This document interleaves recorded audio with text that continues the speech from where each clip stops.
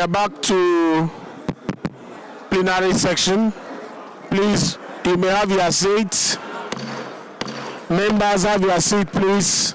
Are you hearing me on this? Yes, they're hearing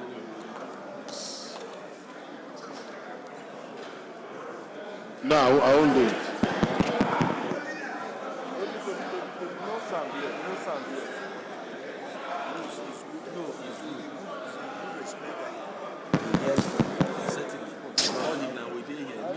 My man, I no go do I'm telling you what I'm doing. I'll approve everything. That about that, I'll say no, you're not clear.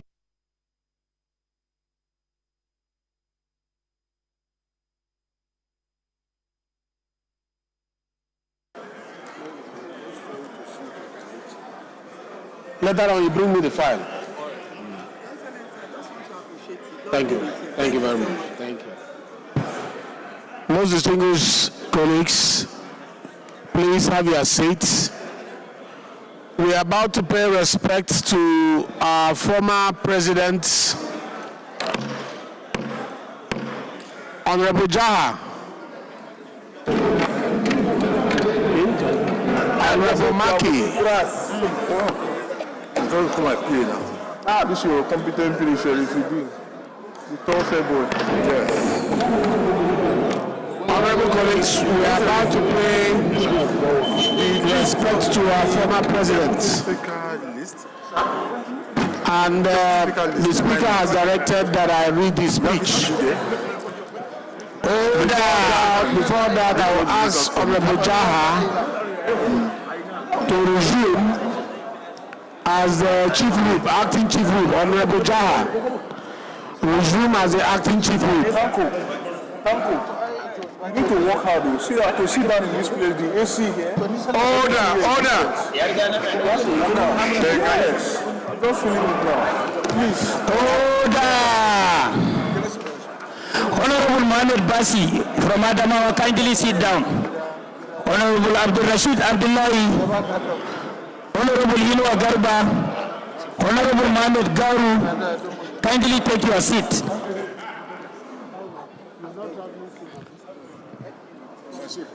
Honorable colleagues, Honorable Mansur Jega, kindly take your seat, please. Please, we are about to pay respect to our former president, for the former president who was the president, and participate in these few minutes of validatory speech.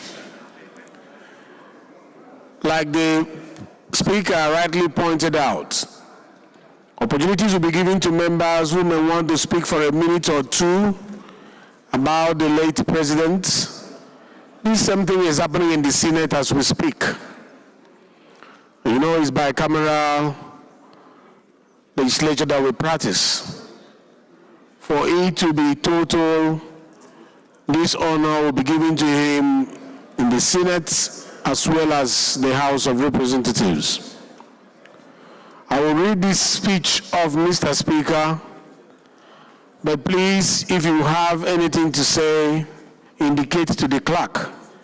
We'll spend a few minutes on it. We are cutting down our order paper today because of the executive session we had, so that we can do one or two consideration, and in no distance time we will be out of here. I want to appreciate you for your patience so far and all your contributions during our engagement.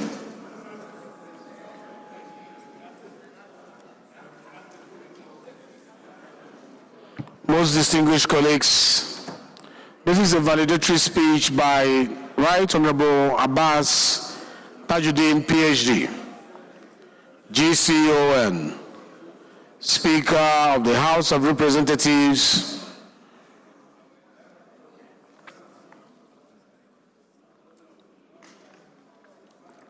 made this day, Wednesday, 23rd July 2025. Most distinguished colleagues, we pause to honor the memory of a statesman who left an indelible mark on Nigeria's legislative and democratic landscape. President Muhammadu Buhari is passing at the age of 82 marks the close of a significant chapter in our nation's history.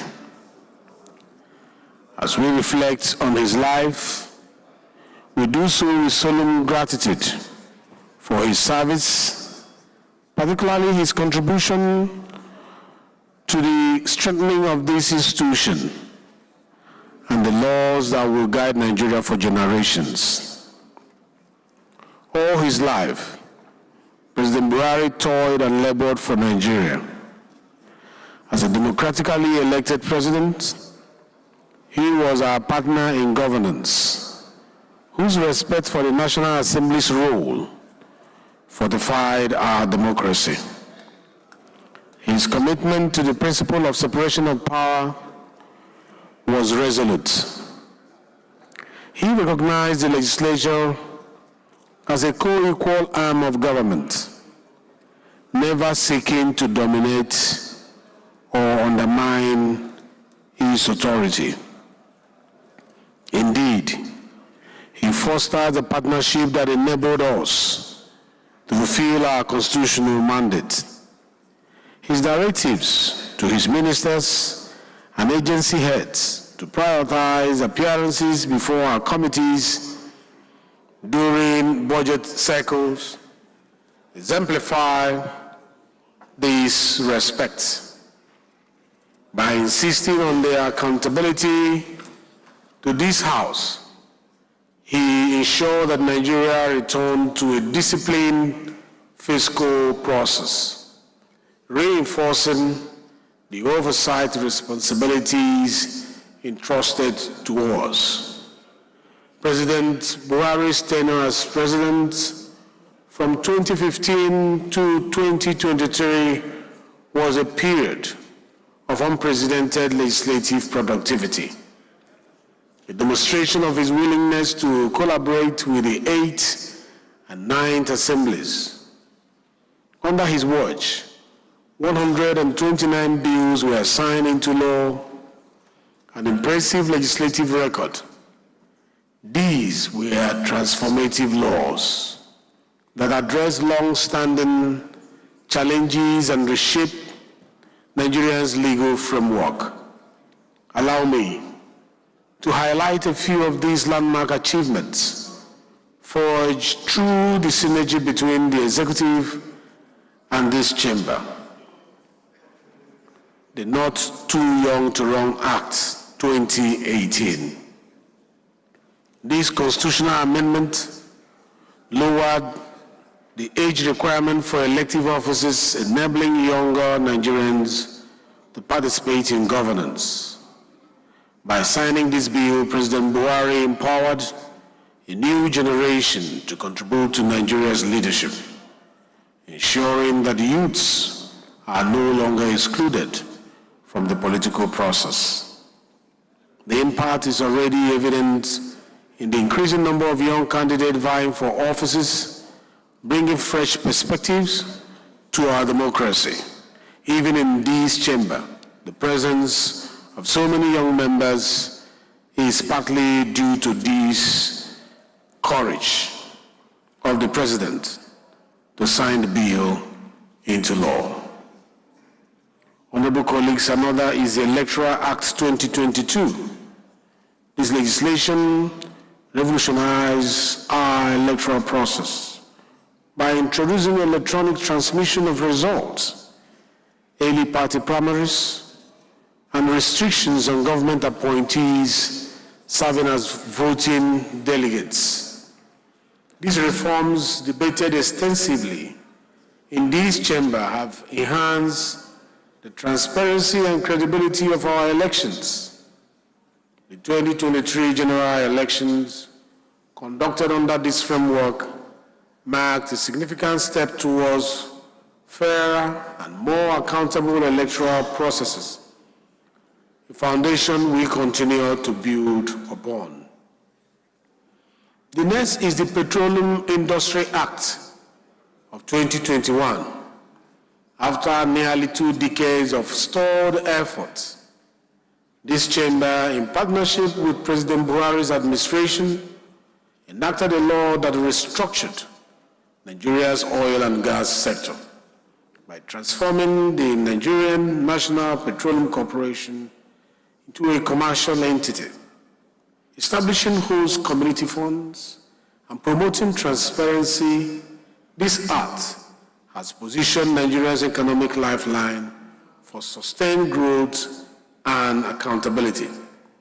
Its passage was a triumph of perseverance, reflecting the collective spirit and the collaborative spirit that defined Buhari's relationship with this House.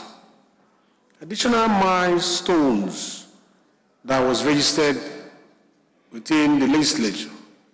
President Buhari assented to other critical laws that originated in this chamber, including the Police Act of 2020, which modernized our policing framework for the first time since 1943. The Nigerian Startup Act 2022, fostering innovation in our digital economy, and the Discrimination Against Persons with Disabilities Prohibition Act of 2018, advancing the rights of millions of Nigerians. Constitutional amendment in 2023, granting financial autonomy to state legislature and judiciaries and empowering states to generate electricity, further deepen our federalism. Each of these laws, shaped by the deliberations of this House, bear the imprint of Buhari's commitment to institutional reform. Honorable colleagues, President Buhari's respect for this chamber extended beyond legislative output. He upheld the independence of the National Assembly, allowing internal democracy to guide our leadership selection and refraining from interference. This environment enabled us to pass laws that limited executive powers, such as the Financial Autonomy Act for local governments and state institutions, and strengthened citizens' rights through measures like the Freedom of Information Act Enforcement Amendment and the Mental Health Act of 2021. His willingness to sign bills that enhance scrutiny of the executive demonstrated a rare humility, a recognition that strong institutions outlast any single administration.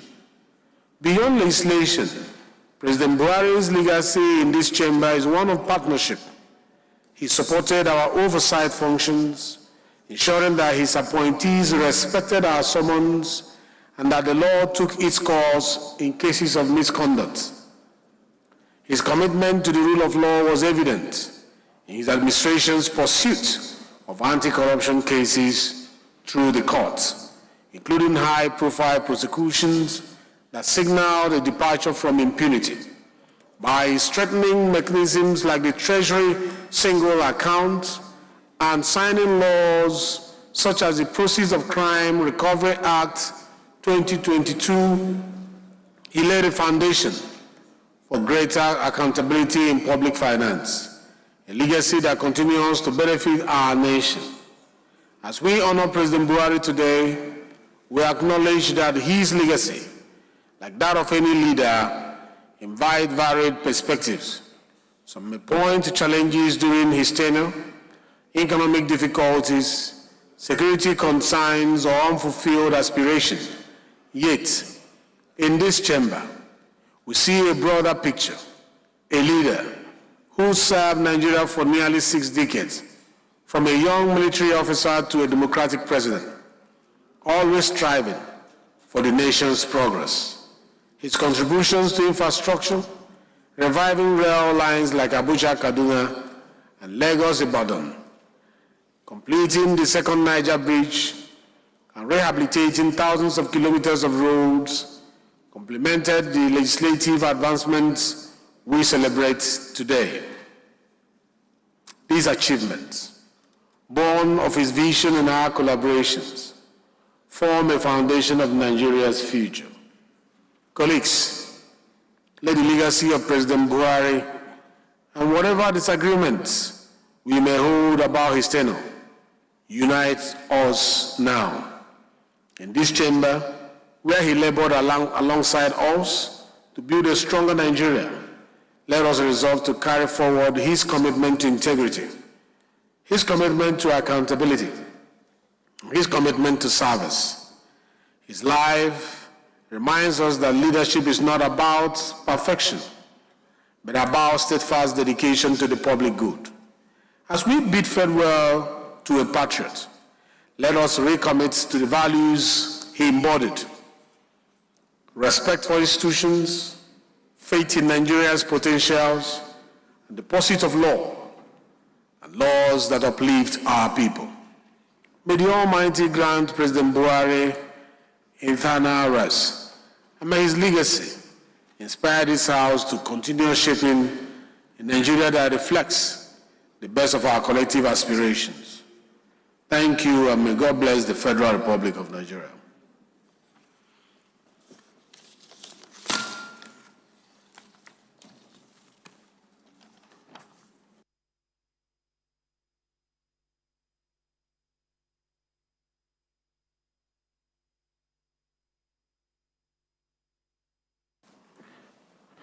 We have few members who have indicated interest to use their 2 minutes to honor the president, the late president.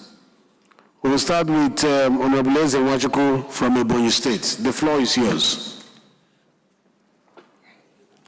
Thank you, Mr. Speaker, most revered colleagues. Eze Nwachukwu is my name. I come from the most and fastest growing state in Nigeria, governed by the most generous governor. I'm talking about Ebonyi State, the south of the nation. Mr. Speaker, I am from Ebonyi Federal Constituency. I must say this day, it is fulfilled in my life, having the opportunity to talk about a man who touched and influenced my life, even from the primary school. President Muhammadu Buhari, the immediate past president of Nigeria, who died and was laid to rest recently. I must say, I received the news of his demise with shock, because it came when Nigeria never expected such incident. It came when personally I least expected it, because we were hoping that he will live to see the end of the tenure he begat. But be that as it may, nobody will question the will of God. But personally, and my constituency, whom I receive here, we remember him because growing up in primary school, when he was the military head of state, I was one of the young chaps he picked from the primary school, and we were trained to form the Y Brigade, the war against indiscipline. Mr. Speaker, respected colleagues, indeed, that was the time, the foundation of what I am today, that helped me even to when I became the state chairman of APC. It helped me, those principles and virtues inculcated into my life made me to be strong, disciplined, and never compromise my stand, even as an opposition party chairman then. He taught me that discipline is the foundation for growth and development, both individually or as a state. Moving forward, I can remember vividly when we formed the great party we enjoy today that has brought Nigeria's thought so far, the APC. Clearly in my memories, the day we had the presidential primaries, other aspirants were moving resources around. President Muhammadu Buhari single-handedly walked to state canopies, one after the other. And he was preaching one thing, one message. If Nigerians will give him the opportunity to serve, he will not disappoint Nigerians. And he went round, fortunately and happily, at the end, despite all odds and challenges, he won the primaries. And Nigerians giving him that confidence, and by his volume and leadership, followership base, he won as the president of the Federal Republic of Nigeria. That gladdened my heart. So I'm speaking as a state chairman then, who served under his administration. Politically, he came to office as a politician, but he served Nigerians as true Nigerians. Gave every state equality of participation, distributed projects. I am from the Southeast. Buhari's history and signature is indelible in the Southeast. The second Niger Bridge. And we all appreciate that. He couldn't have come any other time than his time, when a detribalized Nigeria like him was in power. I have never seen a president in this country that faced the kind of challenges he faced. Yet, he came, he saw, and he conquered. We all remember that at the inception of his administration, he was heavily challenged by ill health. We all prayed. I am a pastor. My church prayed for him because I saw him and the light in him that is taking Nigeria to a greater height. God helped us. He survived it. His administration was also challenged by the NSAS. That almost took the whole country away from him. But because God was with him, he survived it. The same administration, COVID-19 came, and he brought the wonders he was known for. Nigeria passed through COVID-19 era without importation of food. That was one of his greatest achievements, known to me because I'm from an agrarian state. I know what food and production of food means. Okay, he sustained this country, and we passed through it and came out of it even stronger. So it's a man we will live to remember, and we must pass this history to the next generation. On behalf of myself, my entire constituency, I say, may his soul rest in peace, and may God forgive him all his sins and his shortcomings. Thank you, Mr. Speaker, and revered colleagues. Thank you. We will now call Honorable Sada Soli. Please, let's keep it short as possible so that others will speak. We still have to go back to plenary and do consideration of reports. Everyone, can you off your phone? Yeah, Honorable Sada. Honorable Speaker, my name is Sada Soli, representing Jibia Keita Federal Constituency. Mr. Speaker, I'm from Katsina State. Mr. Speaker, honorable colleagues, indeed, to Allah we belong, and to Allah we shall all return. Today, this House pays tribute to a man who embodied the noble virtues of integrity, courage, and worship. The passing of former President Muhammadu Buhari on the 13th July 2025 was a profound, irredeemable loss to his family, which lost a beloved patriarch, to the people of Katsina State, and to the northern Nigeria, which lost its most charismatic and enigmatic leader since the Sardauna, and to the Nigerian nation, which has been deprived of the services of a patriotic of the first order. In an extraordinary career of public service that spanned 6 decades, President Buhari was able to navigate the sewers of corruption and poverty that seemed to surround power without getting much stain on his integrity.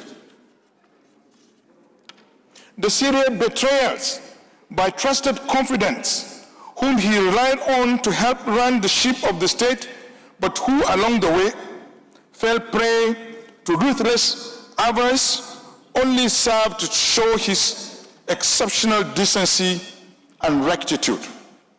Late President Buhari was a moral compass to millions of his fellow citizens, who for very many years invested their hopes and dreams in him. His death has therefore left a vacuum that would not be easily be filled. All those who knew him personally would testify President Buhari was a deeply spiritual man, a firm believer that this world was a poor substitute for the one promised us by God Almighty in the Holy Books. Disagree with him how you may, but he was one man who was not compromised by the trappings of power, who lived within his modest means whenever he found himself, or wherever he found himself, and who was more concerned with using power to help the downtrodden than with amassing wealth. As an army officer, he showed extraordinary courage, willing to die for his country to keep Nigeria one, and serving with distinction in various distinguished postings. As a politician, he set a very high bar, one that may never be equaled in our lifetime. By mobilizing millions of people across the country to vote for him into the highest office in the country without paying them for their votes. May Allah, in his infinite mercy, forgive his soul of his shortcomings and grant him the highest place in Jannah. Thank you, Mr. Speaker. Thank you, Honorable Sada Sani. That was passionate. Honorable Architect Ibrahim Mustafa, I guess he's not here. So we'll go to Honorable Leke Abajide. I guess he's not here. And the next is Honorable Nalaraba. You're here. The floor is yours. Thank you, Mr. Speaker. My highly respected colleagues, Abubakar Hassan Nalaraba. I represent the good people of Awedo, Maikana. Mr. Speaker, I am from Nasarawa State.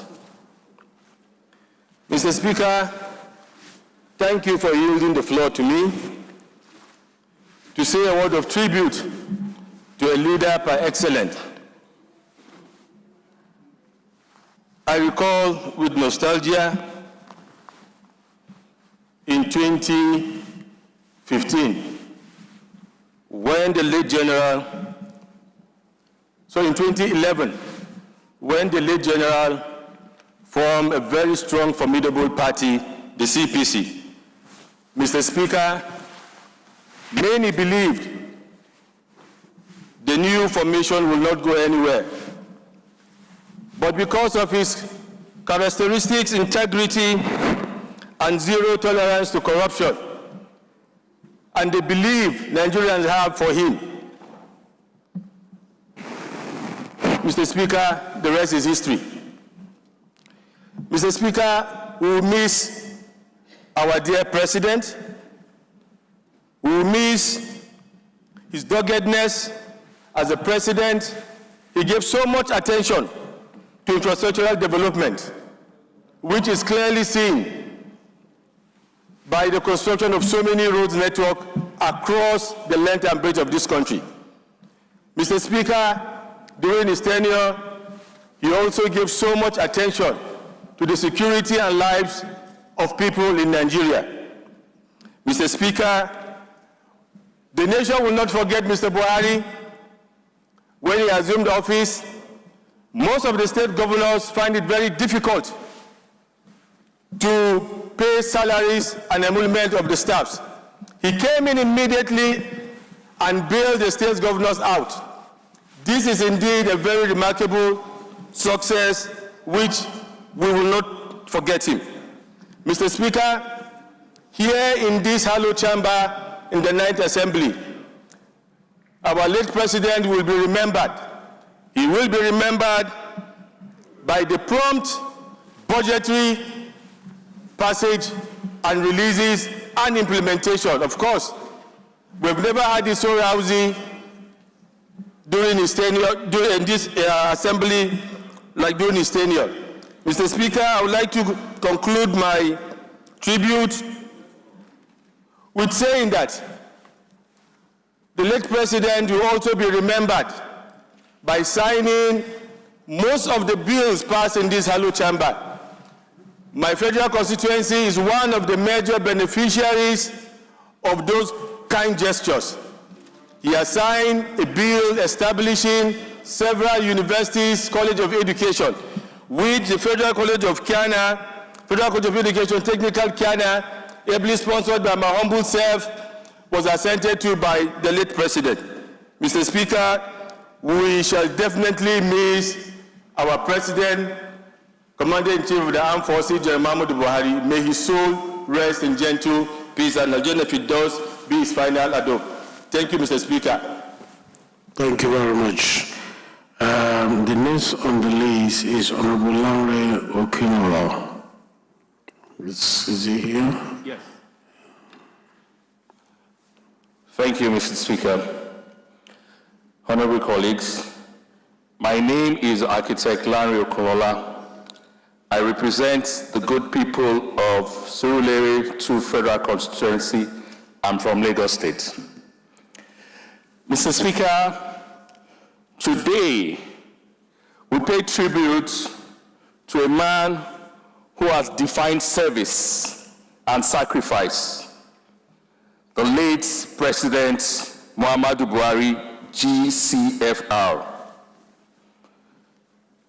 We are reminded that the measure of a man is not merely in the years he lives, but in the legacy he leaves behind. President Buhari taught, and throughout his life as an elder statesman and as a leader to all. In his own words, I belong to everybody, and I belong to nobody. This singular statement captures the essence of service to Nigeria. And for me, it reminds me that as a leader that is humble, a leader that is not flamboyant, a leader that is firm, a leader that is not loud, but very deliberate. He has shown leadership can be very simple in appearance. And as a representative of Surulere Federal Constituency 2, and on behalf of my constituents, I'd like to extend my deepest condolence to the family and to the good people of Katsina State and to the entire nation. Nigeria mourns not only a former head of state and a 2-term president, but a father figure to all of us for his modesty and sacrifice. To live in the heart of those we love is not to die. Indeed, President Buhari lives on, and his institution will help strengthen the future generations who will walk the road he began to build. May the Almighty Lord grant him eternal rest, and may Nigerians never lack men and women who will love and serve this nation prosperously. Thank you, Mr. Speaker. Thank you very much. The next is Honorable Mukhtar Shagaya. Make it brief too. Thank you very much, Mr. Speaker.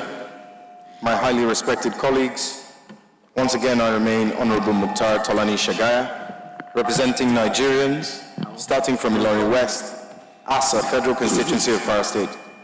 Your Excellency, Mr. Speaker, my highly respected colleagues, today we gather not just to mourn, but to reflect, to remember the life and legacy of a man whose name has become synonymous with discipline, service, and sacrifice.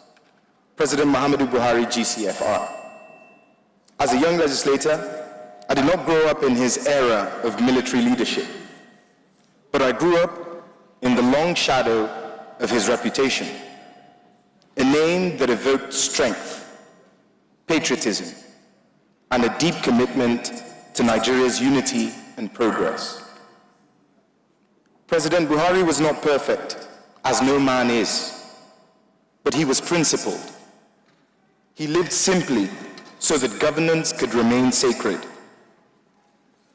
He spoke less, but acted with conviction.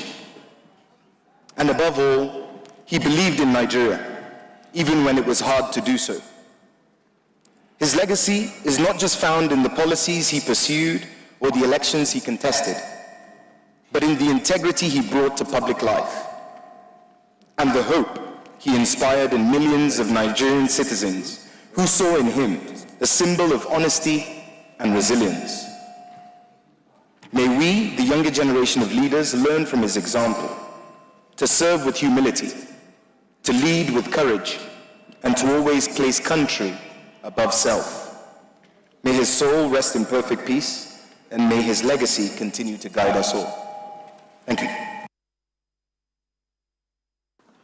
Thank you very much, Honorable Shagaya. Next is Honorable Ahmed Jaha. Thank you, Mr. Speaker, honorable colleagues. Ahmed Jaha, Chibok Dambo goes a federal constituency.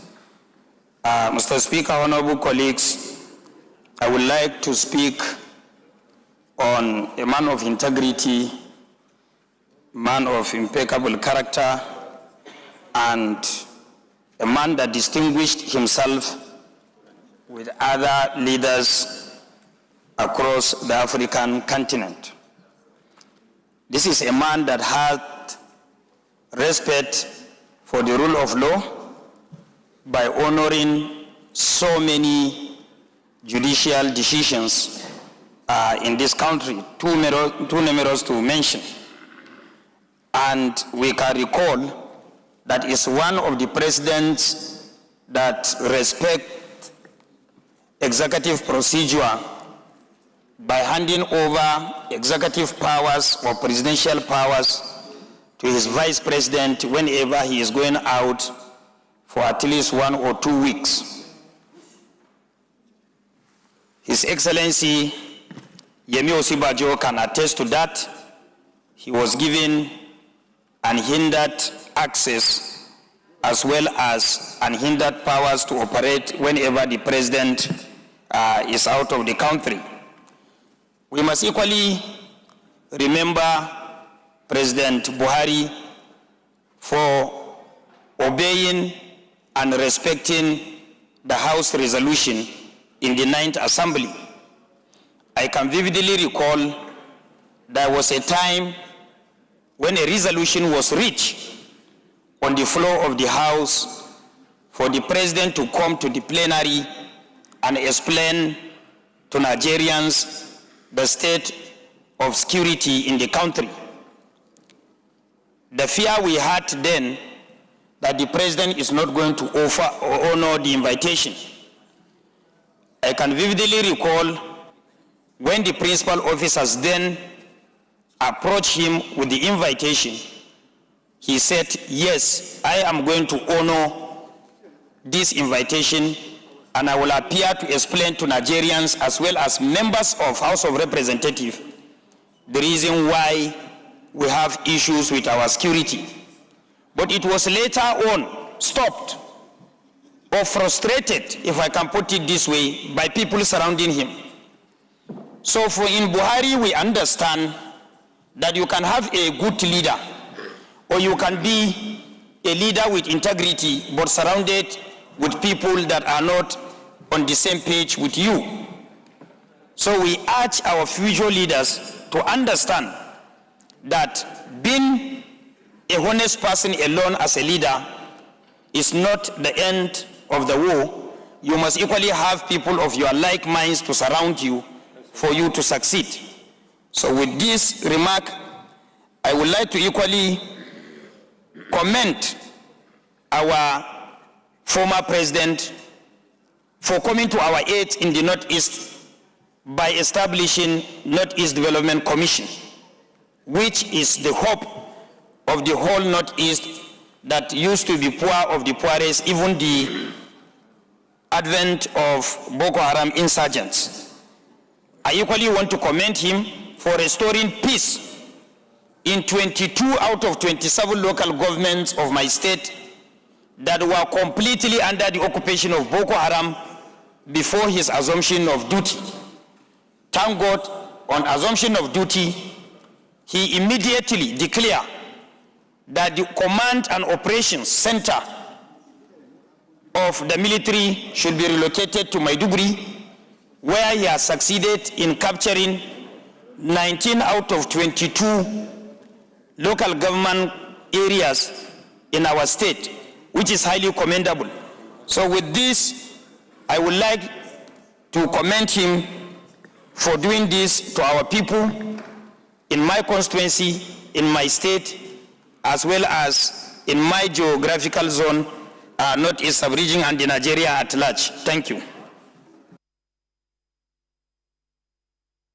Thank you very much, Honorable Jaha. That was a good one. Honorable Ahmed, Right Honorable Ahmed Wase, please, the floor is yours.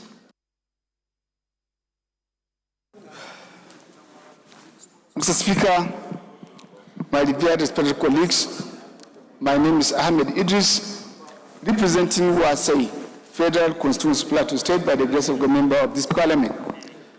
Mr. Speaker, respected colleagues, Inna lillahi wa inna ilayhi raji'un. From Allah will come from, and to Allah will return. I will speak briefly on the person that I have worked very, very much closely as a former Deputy Speaker, Mr. Speaker, and a member of this parliament. Mr. Speaker, General Buhari, our late president, is one very, very rare leader that you can find, who is very, very unassuming in so many areas. In terms of his patriotism to this country, his love for true Nigeria and Nigerians, and his concern for the future of this country, and how he have allowed us to work very independent, very, very independent. And I will give one very good instance. When we are about to start the constitutional review, myself, distinguished Senator Omar Agege, appointed as the president. As of that time, he has already signed the financial autonomy to the state assemblies, local government's autonomy, financial, and the judicial. And we're asking what possibly he wants in this constitution to be taken. He mentioned to us, go and do your job. And I recall specifically I mentioned to him, sir, you have done these things through executive orders. But if you don't have it entrenched in the Constitution, it will amount to zero work. So we need your influence and backing so that this thing will come to fruition. She said to us, this is what I can do as a president, the remaining is yours as a legislator. Go and do your job. And the good thing that happened, after we did everything, the House graciously and the Senate passed those 3 bills. It came down for signature. We just wanted about 3 or 4 to give us the autonomy, which thank President Bola Ahmed Tinubu today. He has gotten through the court. We couldn't get that from the assemblies because we are having influence and overbearing influence of the governors. Mr. President, we approached him at that time, whether he could speak to the assembly members and use other means to cajole. In fact, I can tell you, he declined. He asked us rather to go and persuade the speakers. We had a meeting with the speakers of the state assemblies, explained to them the consequences, and they need to have that. Mr. Speaker, respected colleagues, the speakers requested from us to approach Mr. President to call for a breakfast meeting and just mention to them that this is his request. They are willing to do it. He declined to do that because he believed in true democracy and independence of the legislator. This is the person I can speak so much in terms of how we have allowed the National Assembly to work and Nigerians according to their own conscience and dictates. Mr. Speaker, respected colleagues, it's not the only experience I've had with him. When he called me in 2019 to persuade me to step down, and I mentioned to him why I think I'm overqualified to be a speaker. He mentioned to me, "You're my son, and that's why I'm calling you." I said, "You brought ABC. This is the person that brought Mr. A, Mr. B." He said, "No. I was watching and had been watching your proceedings, and I saw how then the Right Honorable Femi, as leader of the House, defending the institution of government, what he was doing, and that's the reason why I opted that he should be given." And I mentioned to him, "Sir, I was also the deputy leader of the House, but these are our own primary functions." He said, "I saw patriotism in that, and that's why I'm begging you to do that." And I said, "As a father, I'm willing to do that."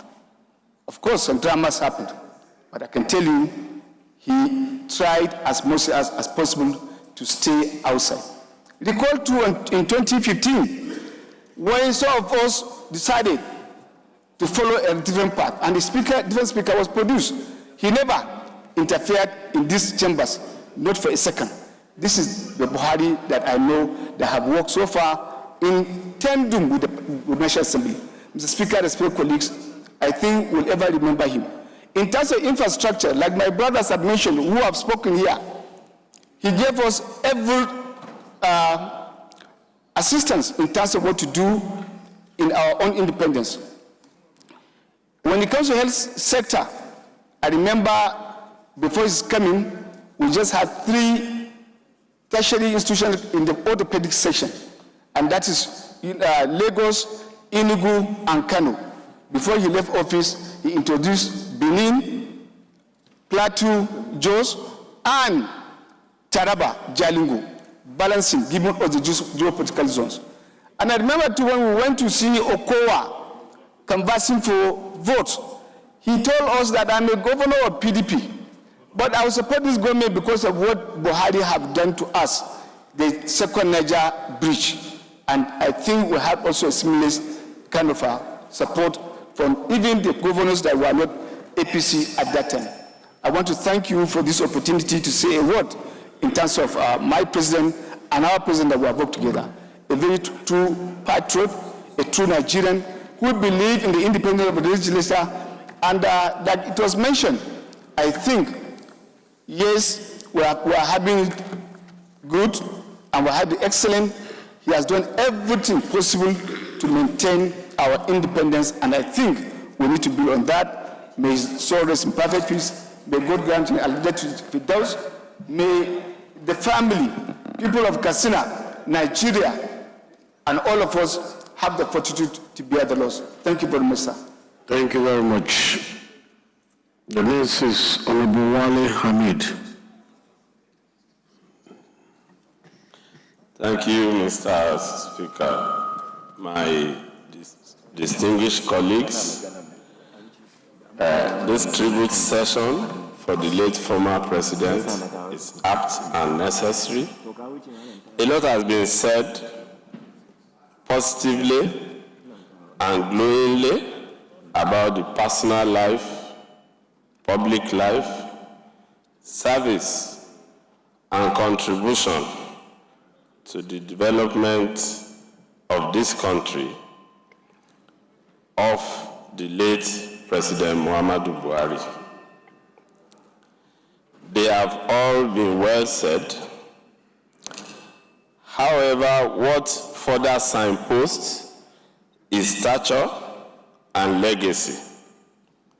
For me, is the way he was laid to rest, his burial. That is why I consider it expedient and in fact pertinent at this juncture to mention and highlight the exemplary way Mr. President and Commander-in-Chief Asiwaju Bola Ahmed Tinubu handled the burial of the late former president, his immediate predecessor in office. It was not just an official state burial. That can be done. What I saw on TV was deep respect, genuine empathy, and very deep emotions.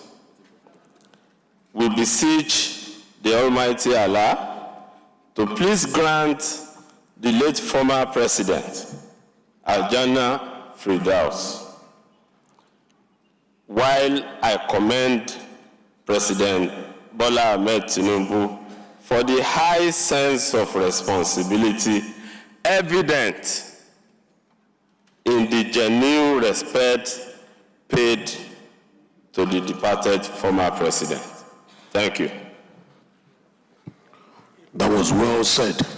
I must say, those key words, deep respect, genuine empathy, genuine emotions, and I will add, the face of humanity in leadership. That was what our current president displayed. When I see the picture of how he hugged the first son, I saw a leader who was not conscious of his position, but a father who wanted to take over the role of fatherhood for his friend and his predecessor. This is the beauty of Nigeria, and that is the kind of leadership we want to seek for, we want to sustain in our climb. Thank you for mentioning that. While we celebrate the dead, while we give tribute to the dead, we also remember those who are living, who are walking the right path. President Bola Ahmed Tinubu did well in honoring our president. I will be calling Honorable Martins Asian if he's here. If he's not here, okay, you're here. Please make it brief. 2 minutes is what we are giving so that we can round up all that things. Thank you. Thank you so much, Mr. Speaker, respected colleagues. My name is Honorable Martin Sisson. I represent the people of Oron, Mbu, Okobo, Udumuko, Urefo, Urugu Federal Constituency. Mr. Speaker, respected colleagues, this afternoon, I join my colleagues to pay a special tribute to the former president of this country, Muhammadu Buhari, GCFR.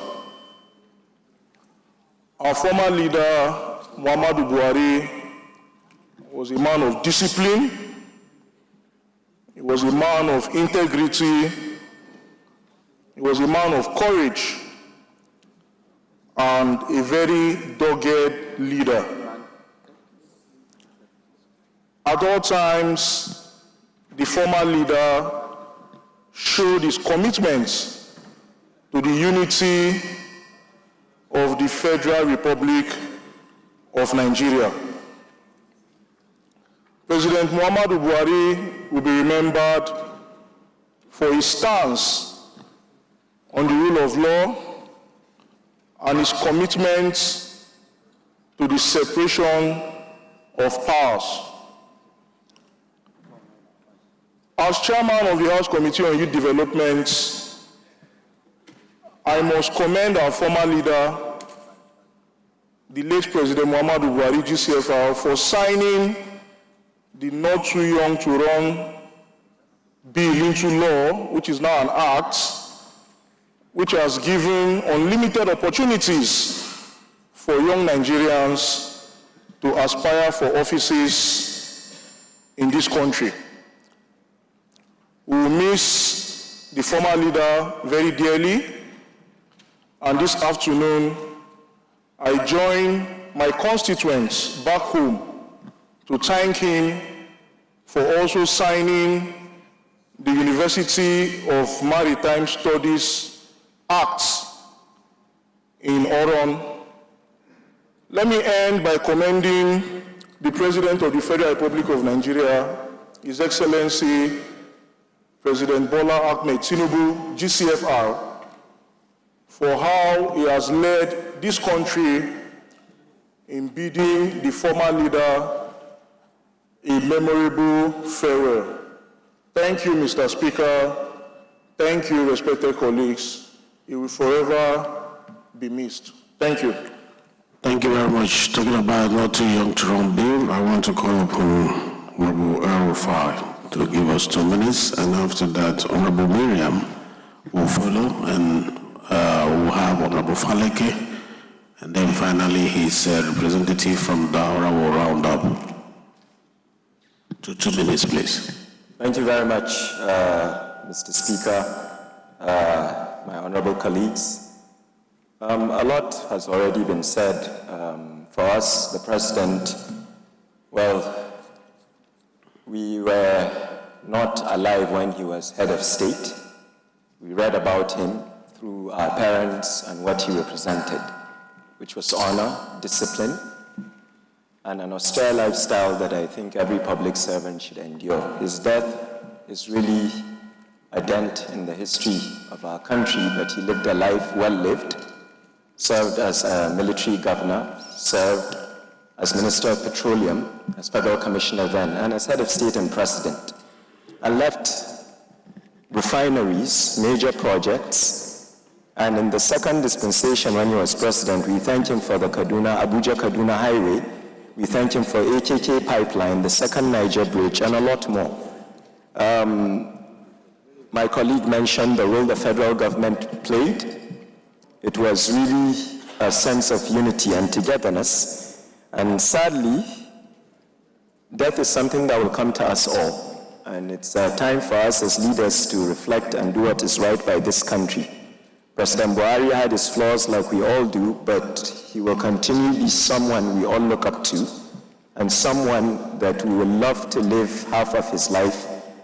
As Honorable Martin said, both myself and Shagaya, and maybe Honorable Sesi, I'm not sure, will not be here if he didn't assent to the Not Too Young to Run bill.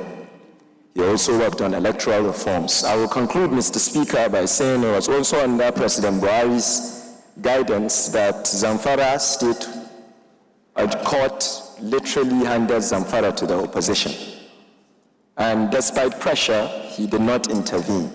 We will forever love him, we'll forever stand by his legacy, and we will remember his good sides and ask Allah subhanahu wa ta'ala to forgive him for any shortcomings he made willingly or unwillingly, and plead with Nigerians to do the same. And we hope that his legacy will be continued to be built upon.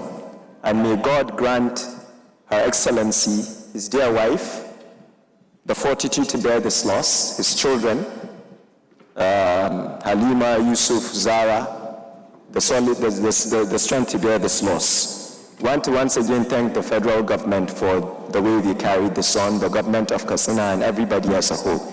May God bless his soul, and we've lost a father that we might never see again in the history of this country. Thank you very much, Mr. Speaker. Thank you very much for lending your voice. Honorable Miriam, please, the floor is yours. As the only woman in the House at the moment.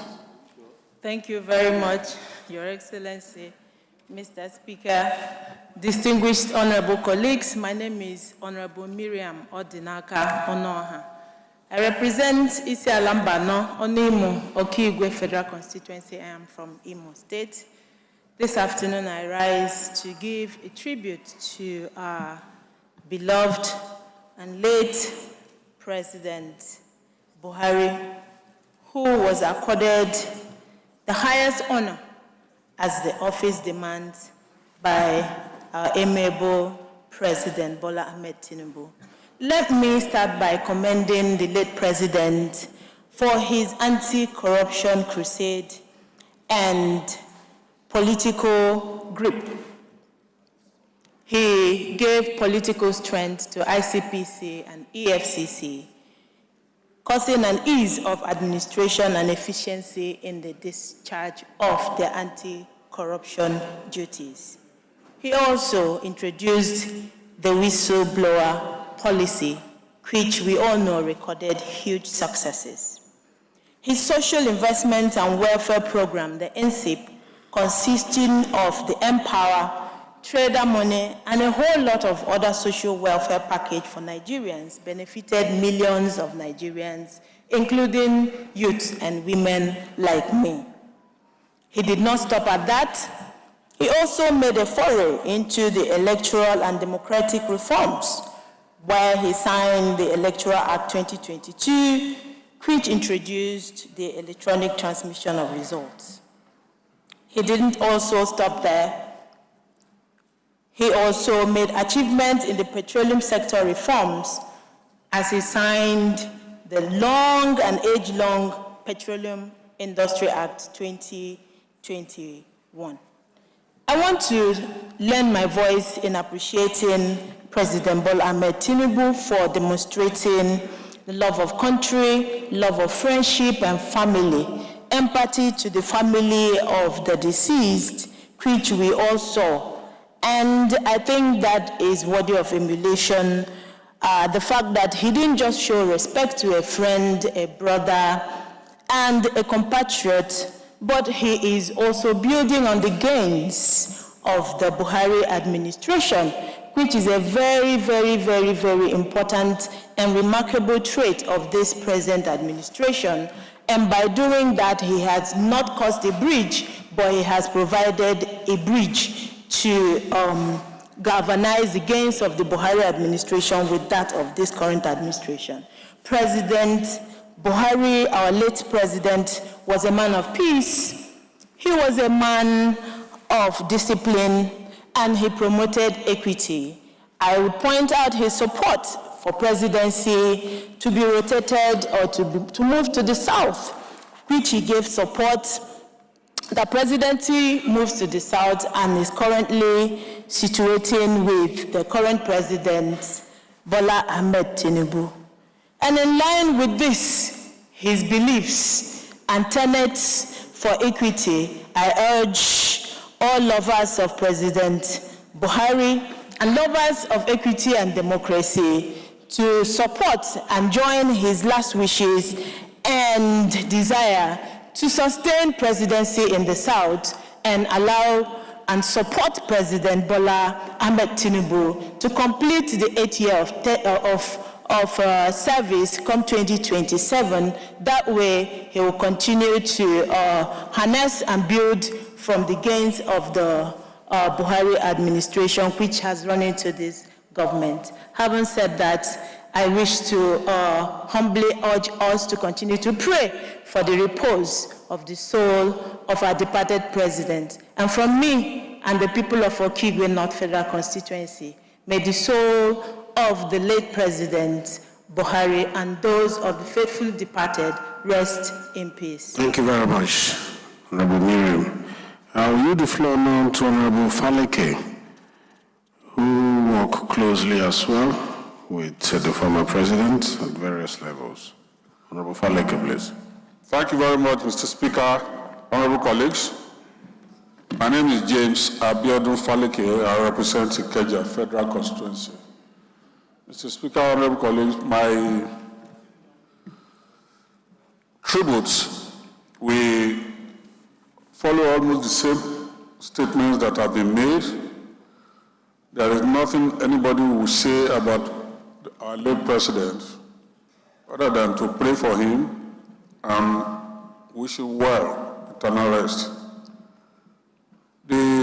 For those of us who are older and were alive during the military regime, will recall the disciplined country that he led. Himself and the late Babatunde Idi-Agbon, may their souls rest in peace. They saw a country that was derailing in terms of human behavior. And they brought in a program called WAI, W-A-I, War Against Indiscipline. I recall that even ordinary Nigerians because of that program, because of the way and manner the president went about it, everybody was compelled to queue at bus stations without any security men being there. It was becoming part and parcel of our system. However, the sudden removal by another military junta led to the collapse of that discipline situation we find ourselves then. Was a man of integrity. No person can doubt his integrity. I personally came across him when the handshake between the North and the Southwest took place. And in 2014, I was opportuned and nominated by the sitting president now as the coordinator for the campaign, for Buhari's campaign, Buhari Osinbajo campaign in Lagos. That gave me the opportunity to meet him and have closer relationship with him. He's a very good man, very honest man. A man of few words. He does not talk too much. No dogon turechi at all. He tells you how he feels, and that's it. He does not make too much statements. For us, that handshake brought about APC, in which we are today. I align myself with all the statements made, all his achievements. But one basic thing is that we cannot but thank him for leading us well. We pray that his soul will rest in eternal peace. Amen.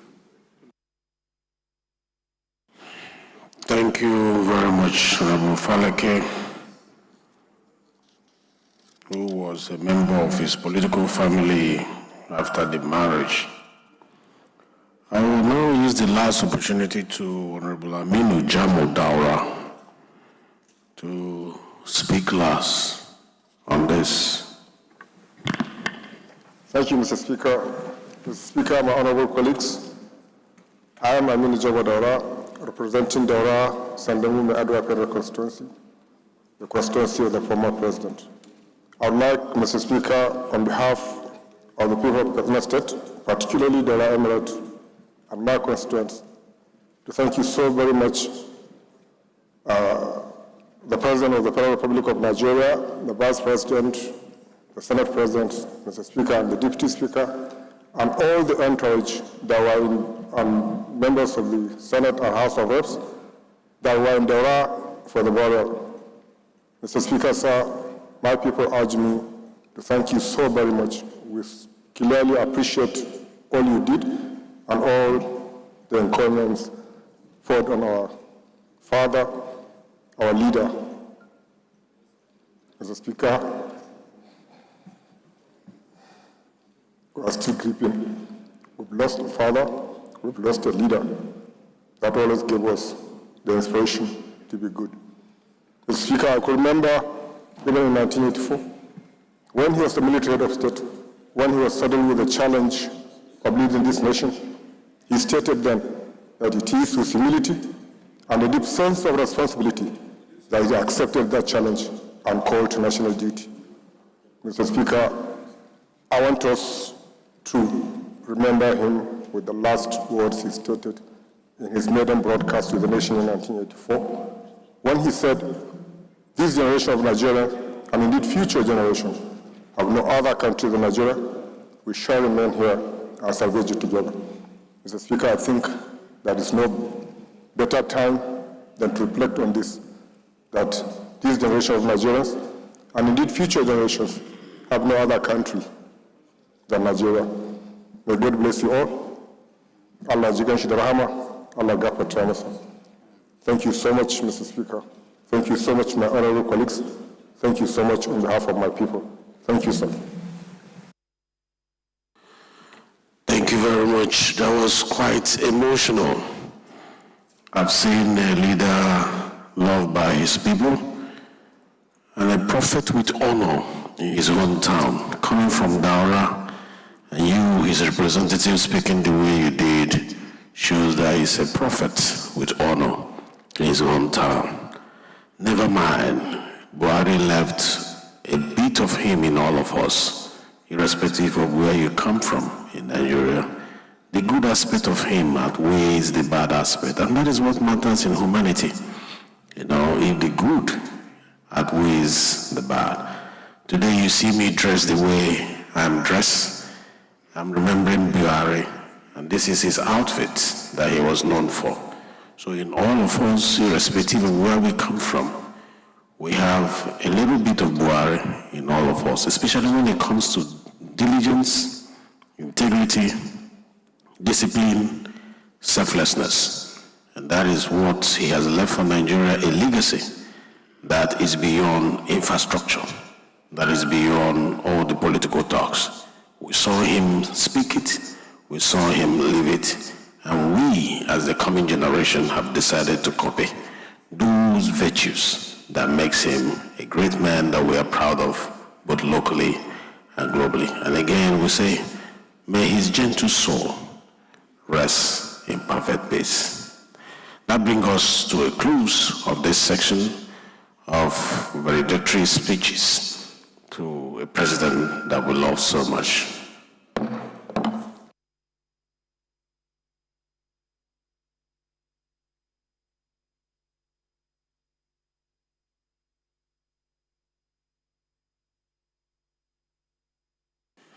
Honorable colleagues, the first order of the day is the third reading of a bill for an act to amend the University Teaching Hospital Reconstitution of Board ETC Act, Cap EU15 Laws of Federation of Nigeria 2004, and for related matters.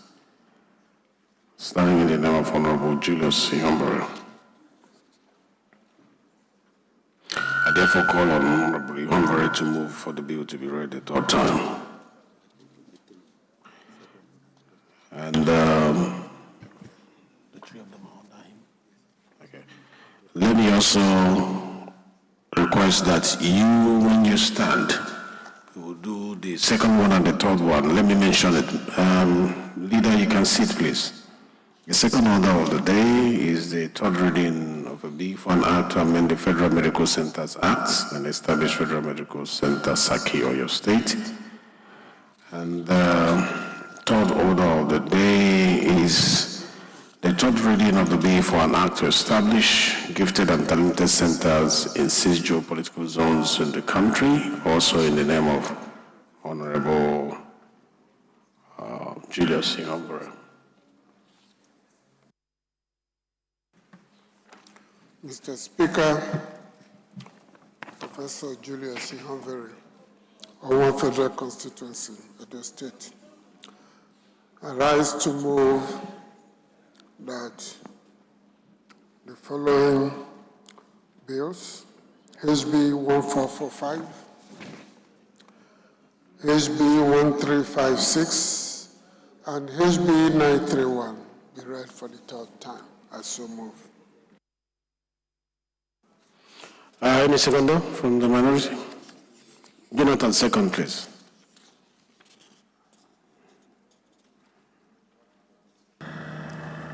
Right Honorable Speaker, my esteemed colleagues, my name is Gaza Jonathan Befi, representing the people of Karu Kefi Kokona Federal Constituency, the acting minority leader, hereby second the motion ably moved by the majority leader, so second.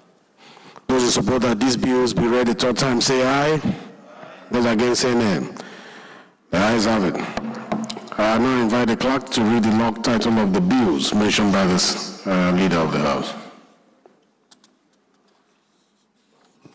Right Honorable Speaker, honorable members, a bill for an act to amend the University Teaching Hospitals Reconstitution of Board ETC Act Cap EU15 Laws of the Federation of Nigeria 2004 and for related matters. Third reading. A bill for an act to amend the Federal Medical Centers Act and establish Federal Medical Center Shaki, Oyo State, and for the provision of tertiary healthcare services, medical education, and for related matters. Third reading. a bill for an act to establish gifted and talented centers in the 6 geopolitical zones in Nigeria and for related matters. Third reading.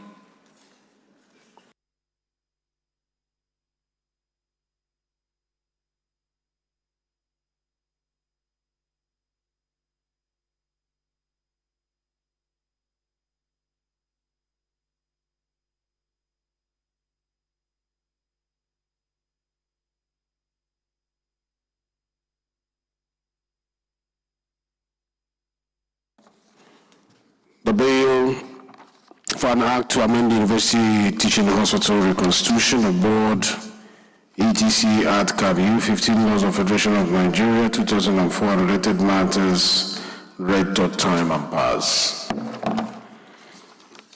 The bill for an act to amend the Federal Medical Centers Act and Federal Medical Center Saki, Oyo State, for the provision of tertiary healthcare services, medical education, and related matters, read, third time, and pass. The bill for an act to establish gifted and talented centers in the 6 geopolitical zones in Nigeria and for related matters, read, third time, and pass.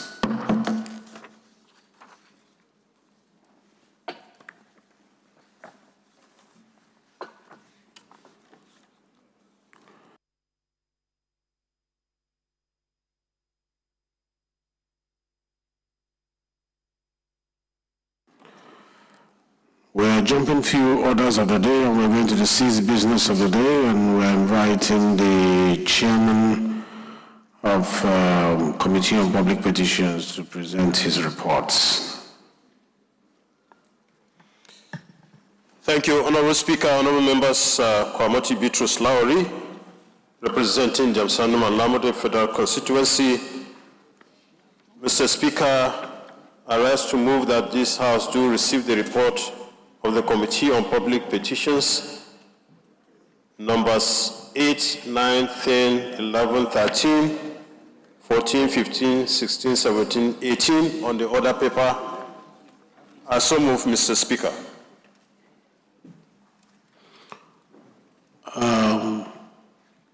Please, Honorable Patterson, can you second?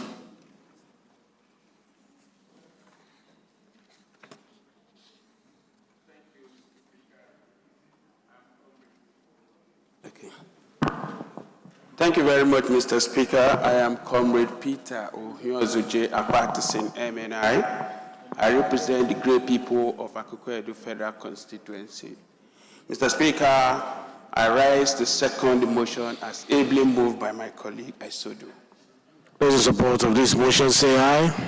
Those against say nay. The ayes have it. Honorable Lowry, please lay your report.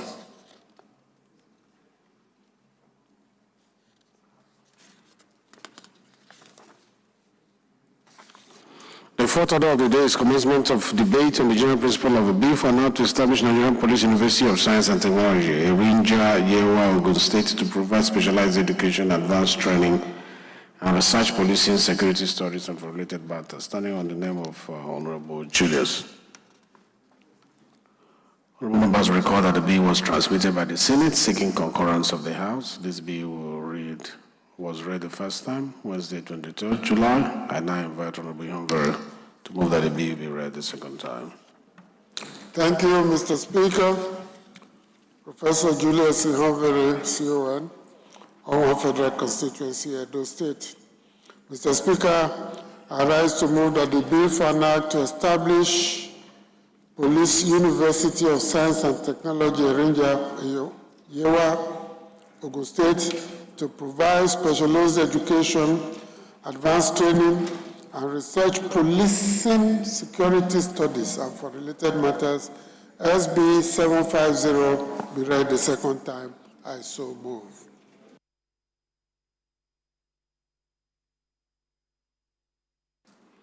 Any seconder to this motion for it to be read the second time? Yes, Jonathan. Chairman, Honorable Speaker, I thought we had gone into consideration of reports. Right Honorable Speaker, esteemed colleagues, my name is Gaza Jonathan Befi, represent the people of Karu, Kefi, Kokona Federal Constituency. I rise to second the motion ably moved by the Leader of the House. Those in support of this motion say aye. Those against say nay. The ayes have it. This is an establishment bill that's coming from the Senate. I will just ask the question. Those in support that this bill be read a second time say aye. Those against say nay. The ayes have it. The clerk is invited to read the long title of the bill. Right Honorable Speaker, honorable members. A bill for an act to establish Nigeria Police University of Science and Technology, Erinja Yewa, Ogun State, to provide specialized education, advanced training, and research policing, security studies, and for related matters. Second reading. The bill is referred to the Committee of the Whole. On second reading, because a lot of people have left the House, is anybody here having second reading so that we go straight to that? And we'll do straight. Just mention the number on the paper. Please, clerk, take note. 7. 5. 5th order. 5, 6, 7, and 11.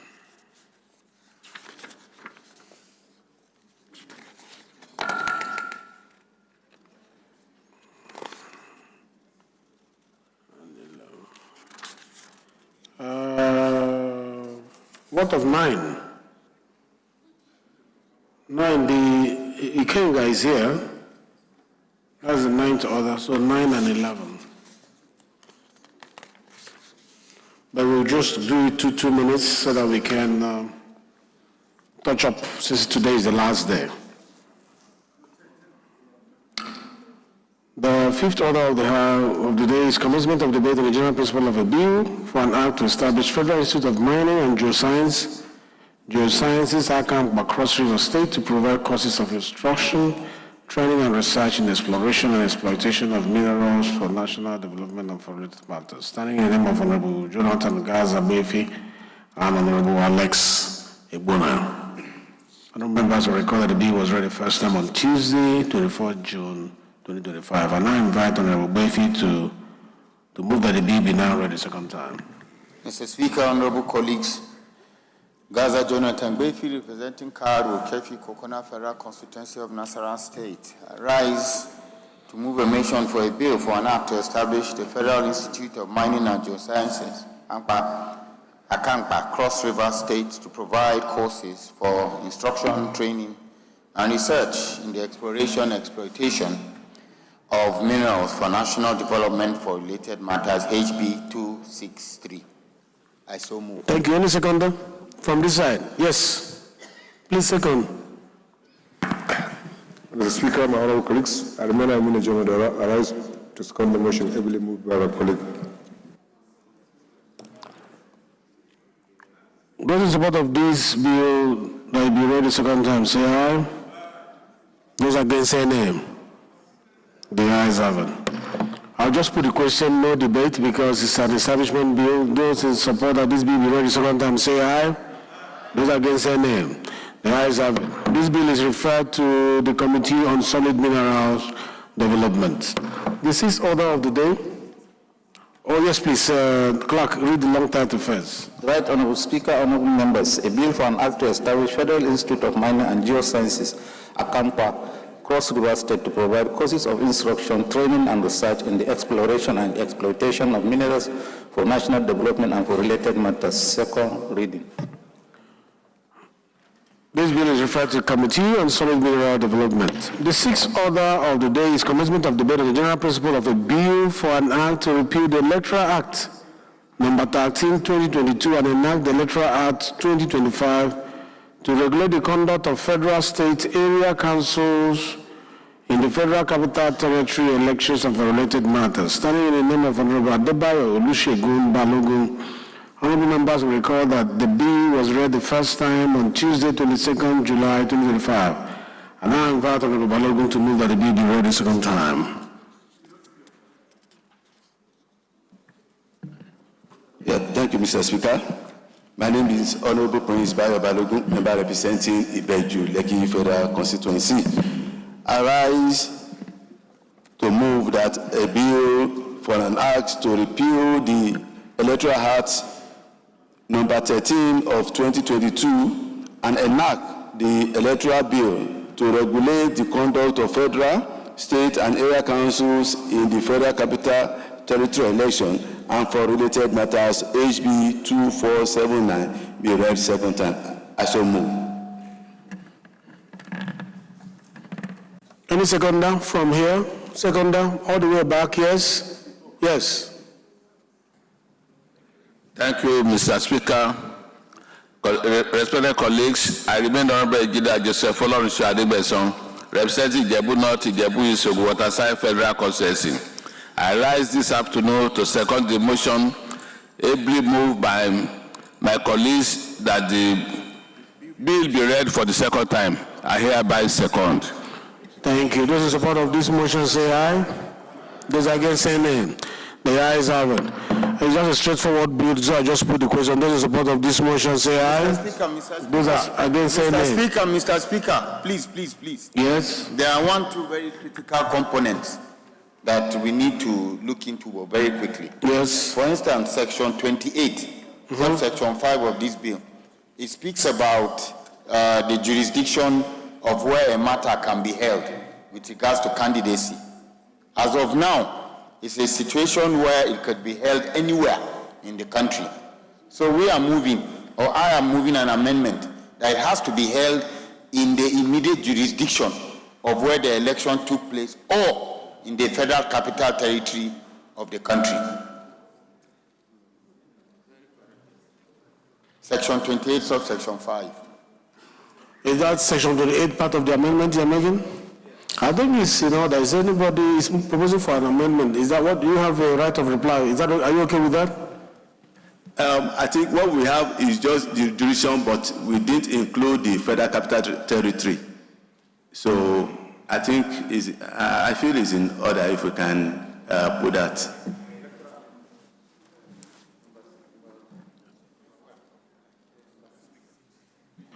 I'm sure when it gets to the committee level, they will fine-tune all that. And also public hearing will highlight all that. Okay, thank you. So I ask the question again. Those in support that this bill be read the second time say aye. Those against say nay. The ayes have it. This bill is referred to the Committee on Electoral Matters. The seventh order of the day is commencement of debate on the general principle. Sorry, please. The clerk, we are rushing. Please give me the long title of the bill. Right, Honorable Speaker, honorable members, a bill for an act to repeal the Electoral Act number 13, 2022, and enact the electoral bill to regulate the conduct of federal, state, and area councils in the Federal Capital Territory elections and for related matters. Second reading.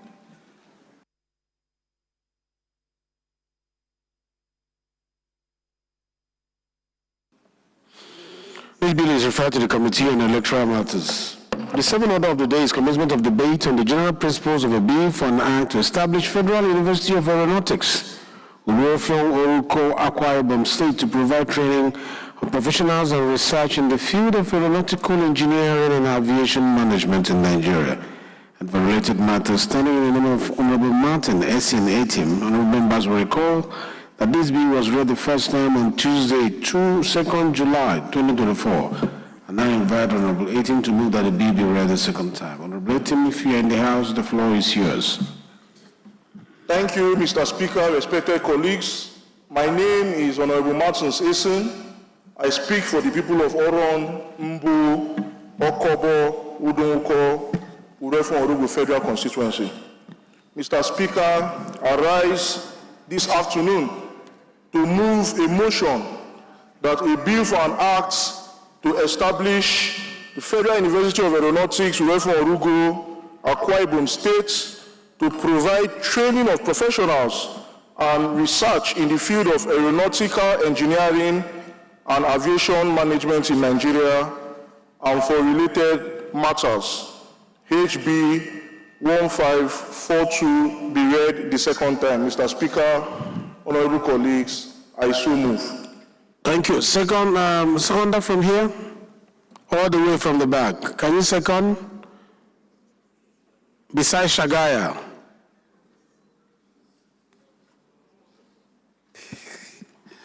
Thank you, Mr. Speaker. My name is Honorable Sesi Oluwaseun Wingham. I represent the people of Badagry Federal Constituency. I rise today to second the motion ably moved by my honorable colleagues. I so move. Those in support of this motion say aye. Those against say nay. The ayes have it. Straightforward establishment bill. I just put the question. Those in support of this motion say aye. Those against say nay. The ayes have it. Clerk. Right Honorable Speaker, honorable members. A bill for an act to establish Federal University of Aeronautics, Uru-Efong, Oruko, Akwa Ibom State to provide training of professionals and research in the field of aeronautical engineering and aviation management in Nigeria and for related matters. Second reading. Bill is referred to Committee on Aviation Technology. The eighth order of the day is commencement of debate on the general principle of a bill for an act to establish Federal Technical and Vocational Training Center, Kabiu, Kaduna State, to promote training, certification, and registration of trained artisans to ensure effective provision of technical services in the execution of both public and private capital projects in Nigeria for related matters. Starting in the name of Honorable Aliyu Mustafa Abdullahi, honorable members will recall that the bill was read the first time on Tuesday, 31st October 2023.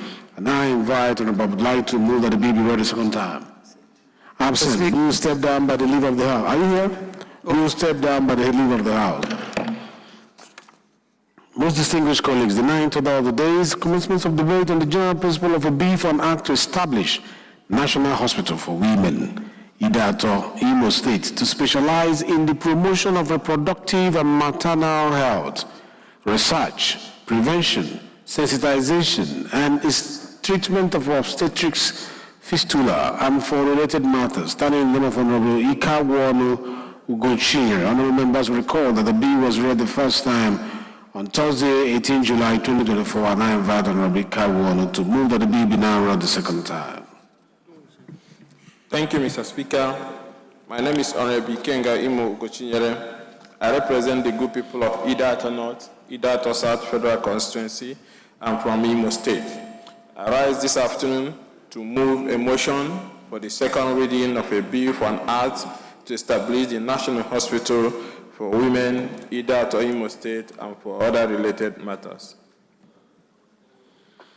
Any seconder? Yes, Maki. Thank you, Right Honorable Speaker, my honorable colleagues. I'm Abubakar Maki Eleman. I'm from Jigawa State. I represent Malam Dori Kaugama Federal Constituency. Mr. Speaker, I rise to second the motion heavily moved by my colleague Ikenga. I so second. Thank you. Thank you very much. Those in support of this motion say aye. Those in support of this motion say aye. Those against say nay. The ayes have it. Straightforward motion, establishment bill. I just put the question. Those in support of this bill say aye. Those against say nay. The ayes have it. Clerk. Right Honorable Speaker, honorable members, a bill for an act to establish National Hospital for Women, Idato, Imo State, to specialize in the promotion of reproductive and maternal health, research, prevention, sensitization, and treatment of obstetrics, fistula, and for related matters. Second reading. This bill is referred to Committee on Specialty Healthcare.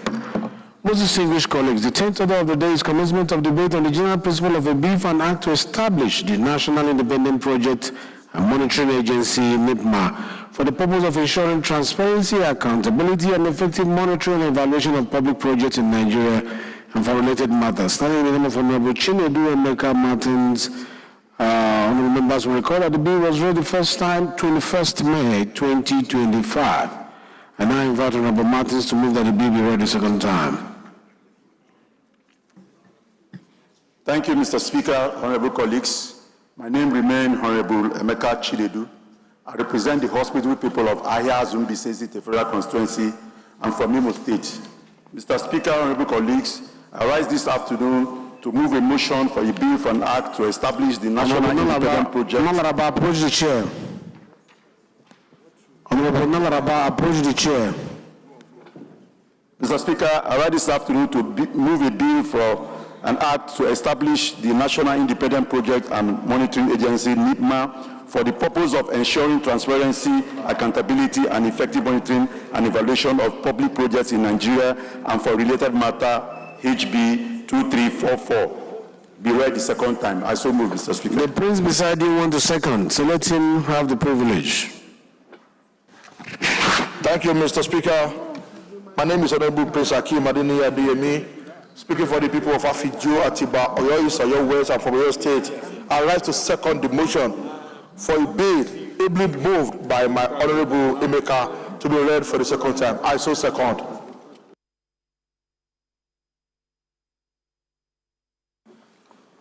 Those in support of this motion say aye. Those against say nay. The ayes have it. It's a straightforward motion. I'll just ask the question. It's the establishment bill. Those in support of the bill say aye. Those against say nay. The ayes have it. Clerk. Right Honorable Speaker, honorable members, a bill for an act to establish the National Independent Project and Monitoring Agency, NIPMA, for the purpose of ensuring transparency, accountability, and effective monitoring and evaluation of public projects in Nigeria and for related matters. Second reading.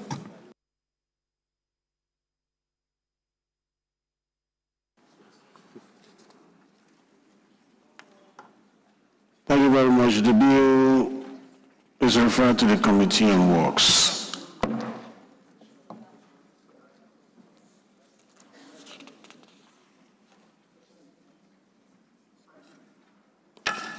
It has to do with projects. The Secretariat has referred it to Works and special duties. Let special duties lead. The 11th order of the day is commencement of debate on the general principle of the bill for now to provide for establishment of a board to be responsible for the regulation of health education practitioners and related matters. Standing in the name of Honorable Shagaya Tolani, members will recall that the bill was read the first time, Tuesday, 14 November, and I invite Shagaya to move that the bill be read the second time.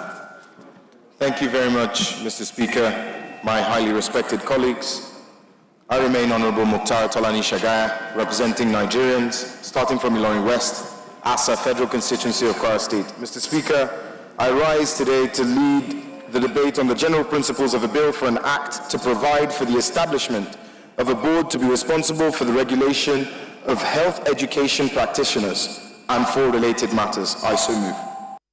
Any seconder? Any seconder to this? Yes, in front of you. Thank you, Honorable Speaker, and my respected colleagues. My name is Afolabi Afokwe. I represent the Premier Local Government in Nigeria, Abeokuta South. I'm from Ogun State. I rise this afternoon to support the motion that the bill be read a second time. I so second, Mr. Speaker. Thank you very much. Those in support of this bill say aye. Those against say nay. The ayes have it. So establishment bill, I just put the question. Those in support of this bill say aye. Those against say nay. The ayes have it. Any observation? Yes, sir. Mr. Speaker, it could be remembered that, Mr. Speaker, my bill seeking to amend the Electoral Act specifically in respect of overvoting. No public hearing was held.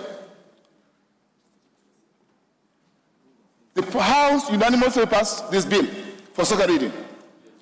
Which one? This is not electoral.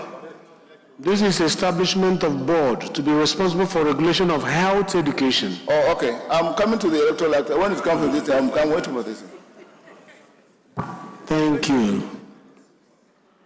All right, so I put the question again. Those in support of this bill say aye. Those against say nay. The ayes have it. Clerk. Right Honorable Speaker, honorable members. a bill for an act provide for establishment of a board to be responsible for the regulation of health education practitioners and for related matters. Second reading. Thank you. This bill is referred to Committee on Health Institutions. The 12th order of the day is a motion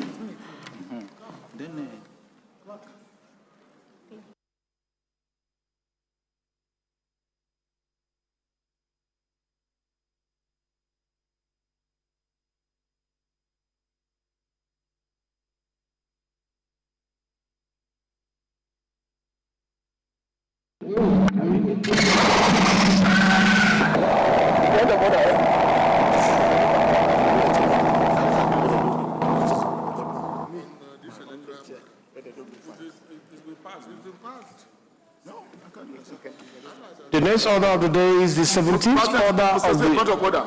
Point of order? What is your point of order, please? Mr. Speaker. Order what? Personal explanation. Personal explanation? Yes, sir. But we have... we've passed that stage in order one can raise personal explanation, Mr. Speaker, at I any point. will wait to hear you as a senior member of the House. Yes, thank you very much, Let's Mr. hear Speaker. you. Yes. Mr. Speaker, we are here elected by our constituents. And we're here to pass bills for the good governance of the nation. In my capacity as representative of my constituency, I observed a serious problem with our electoral act. I came up with a bill seeking to amend specifically a section of the electoral act dealing with overvoting, because I was affected by that issue during the 2023 general election. I lost over 10 votes because some people, my opponents, will just come, they will target where I get most of my votes, they will just increase the number of the voters in that polling unit by just 1 or 2, and then my entire votes in that unit is cancelled. I presented a bill before this House, and it was passed as second reading. Today, the House Committee on Electoral Matters presented an amendment, a report, conveniently excluding my bill from the compendium. It was not listed here. This is a fraudulent document, and we pass it. It was never debated. This is a second reading. We ought to have debated this document. This is a fraudulent document. The fraudulent document. It ought to have been debated. It ought to have been debated. No public hearing held. This is a fraud. This is fraud.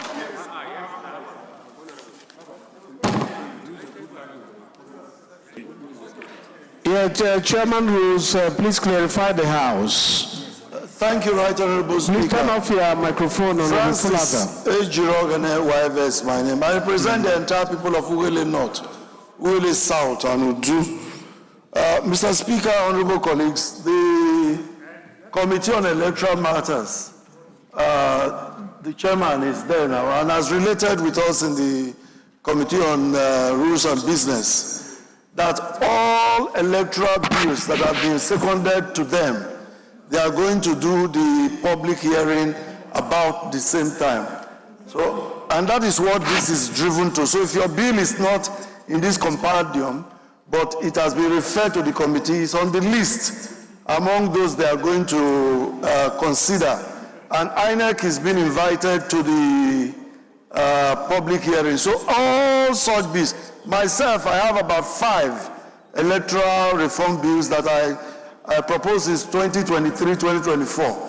Mr. Speaker, honorable colleagues, they all will be considered during the public hearing as being planned by the committee and INEC. Thank you very much, Mr. Speaker.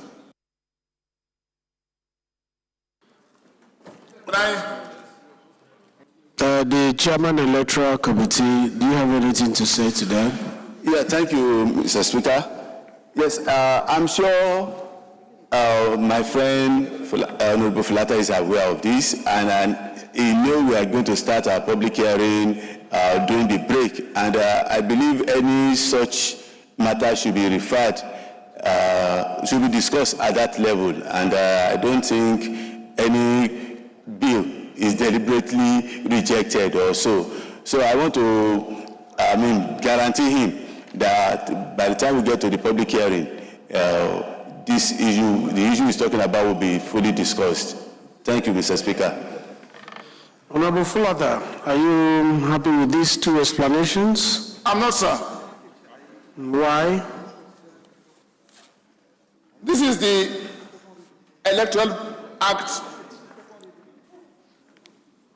Repeal and Enactment Bill. Repeal and enactment. Of the entire Electoral Act? Entire, yes. Which means if we pass this bill as second reading, my mind is not there. It has taken care of everything. Second reading? The second reading, yeah. No, it's still coming back to consideration of report. It's still coming back after second reading. By then it will be too late. It will not be part of the bill that was passed as second reading. After second reading, it will go back to the committee.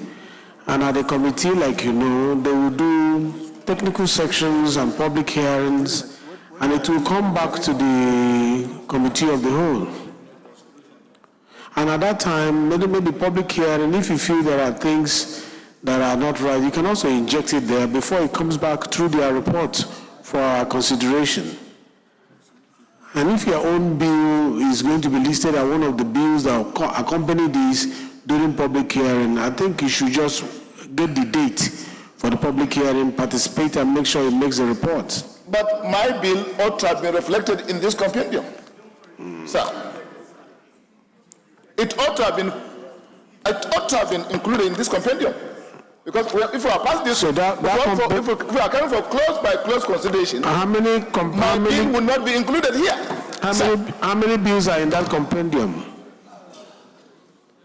How many bills? Yes, please, Honorable Russell. Mr. Speaker, my revered respected colleagues, my name is Ahmed Idris, representing Wase Federal Constituency. Mr. Speaker, respected colleagues, I think I need the attention of the track. Thank you, sir.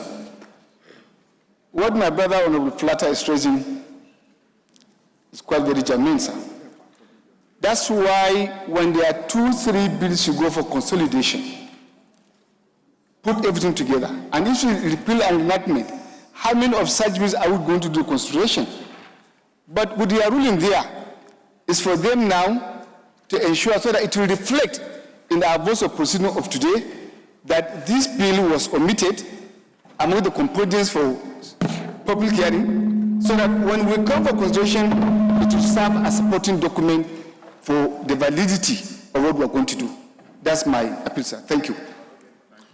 Your opinion is well noted, and the chairman, Electoral Matters, please take note that if you compiled bills and you left out some, you must give us justification, even when you bring it back for consideration, because we'll ask you questions. And we might throw it out until you include those fundamental bills that have passed through second reading, so that we don't want anybody to feel discriminated against.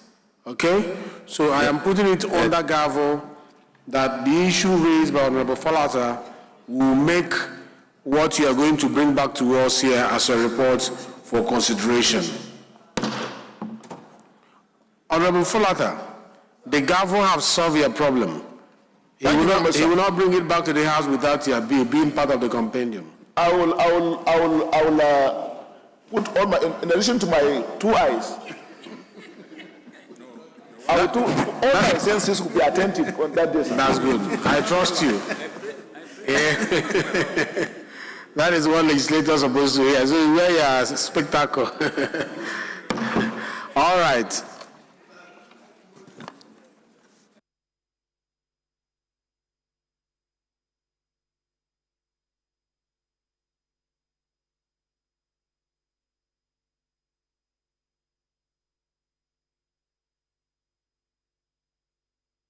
Okay, we'll give this honor to the Deputy Chairman, Rules and Business. Just we're inviting you to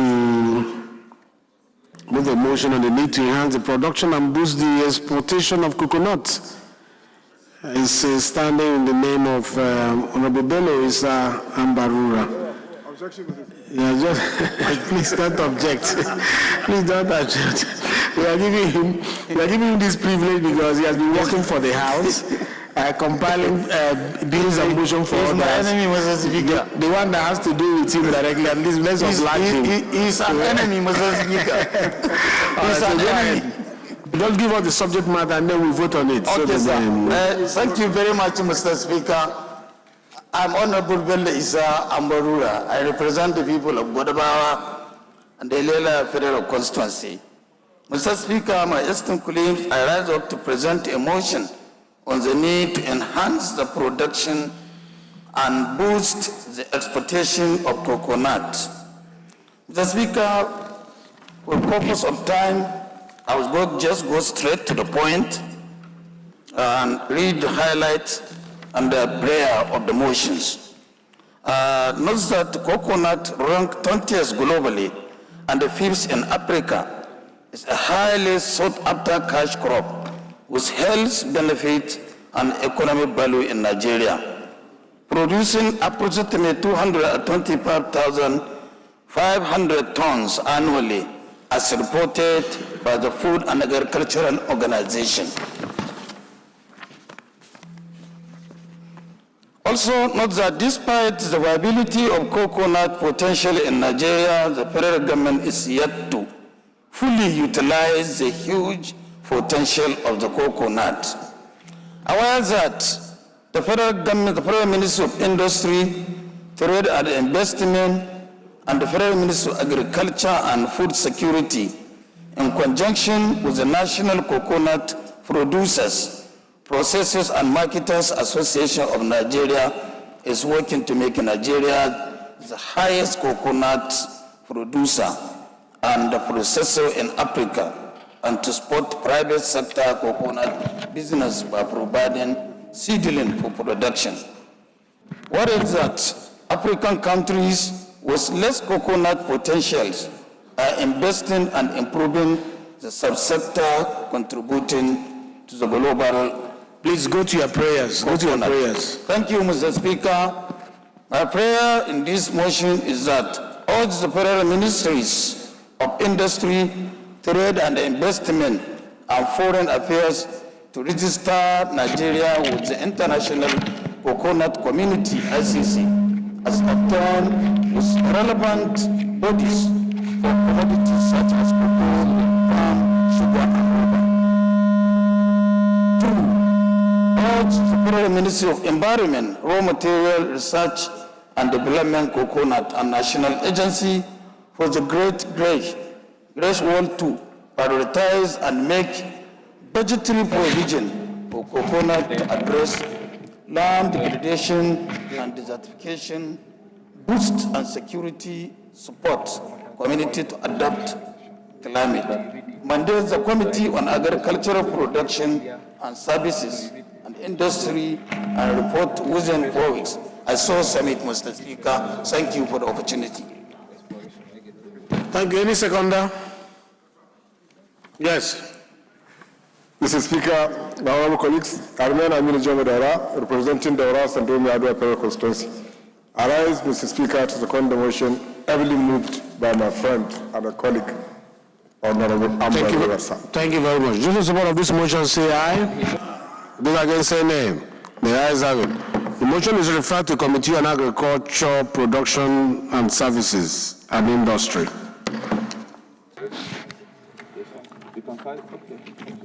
Honorable colleagues, we are jumping to 17th order of the day, consideration of reports. The 17th order of the day is consideration of report of Committee on Finance on the issue from the Statutory Revenue Fund of the Revenue Mobilization, Allocation and Fiscal Commission, the total sum of 105,140,926,744 naira 8 kobo, out of which the sum of 20,636,277,993 naira 19 kobo is for personnel costs. The sum of 8,949,992,489 naira 81 kobo is for overhead costs, while the sum of 75,554,656,281 naira 8 kobo is for capital costs for the financial year ending 31st of December 2025. Honorable members will recall that the report was laid on Wednesday, 23rd July 2025. Honorable James Abiodun Faleke will move for the consideration of the report. Honorable Faleke, please, the floor is yours. Thank you, Mr. Speaker, honorable colleagues. My name is James Abiodun Faleke. I represent the Ikeja Federal Constituency. I rise to move that the House do consider,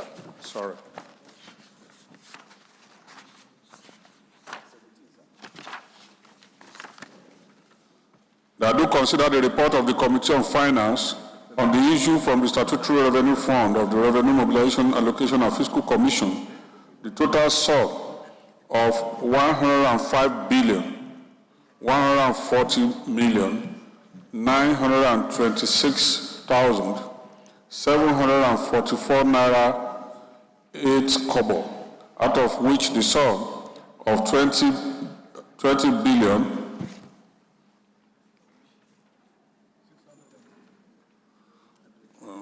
666,277,993 naira 19 kobo is for personnel costs, and the sum of 8,949,992,489 naira 81 kobo is for overhead costs, while the sum of 75,554,656,281 naira 8 kobo is for capital costs for the financial year ending 31st December 2025. Mr. Speaker, I so move. Any seconder? Yes, Honorable Chike. Thank you very much, Right Honorable Speaker. My name is Chike John Okafor, PhD. I represent the good people of Ehimembano, Itu Boma, Ubo Federal Constituency. I'm from Imo State. Mr. Speaker, I rise to second the motion ably moved by Right Honorable James Abiodun Faleke that the House do consider the report of the Committee on Finance. Thank you, Mr. Speaker. Those in support of this motion say aye. Those against say nay. The ayes have it.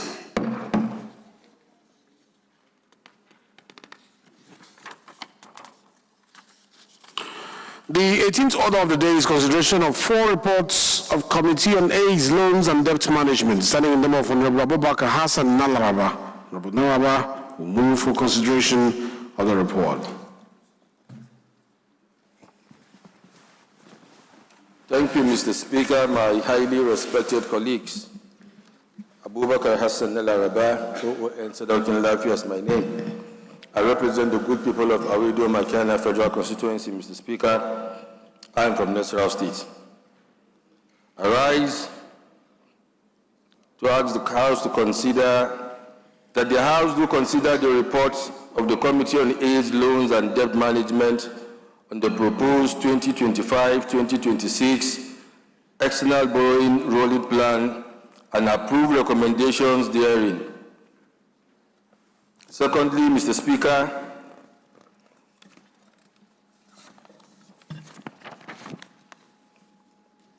that the House will consider the report of the Committee on AIDS, Loans and Debt Management on the proposed request for the approval for the issuance of Federal Government of Nigeria bonds to settle outstanding pension liabilities under the Contributory Pension Scheme and approve recommendations therein. Thirdly, Mr. Speaker, that the House do consider the report of the Committee on AIDS, Loans and Debt Management on the proposed request for approval for the establishment of foreign currency denominated issuance program in the domestic debt market and approve recommendations therein. I so move, Mr. Speaker. Thank you. Thank you. Any seconder from that committee? Honorable Amobi. Thank you, His Excellency, my dear colleagues. My name remains Honorable Amobi Godwin Oga. I represent Nigerians. To the good people of Isukwato and Umunoche Federal Constituency, Mr. Speaker from Abia State. Mr. Speaker, I rise to second the motion ably moved by the chairman of our great committee. Honorable Akpatasin, approach the chair. I say second. Thank you, sir. Those in support of this motion say aye. Those in support of this motion say aye. Those against say nay. The ayes have it.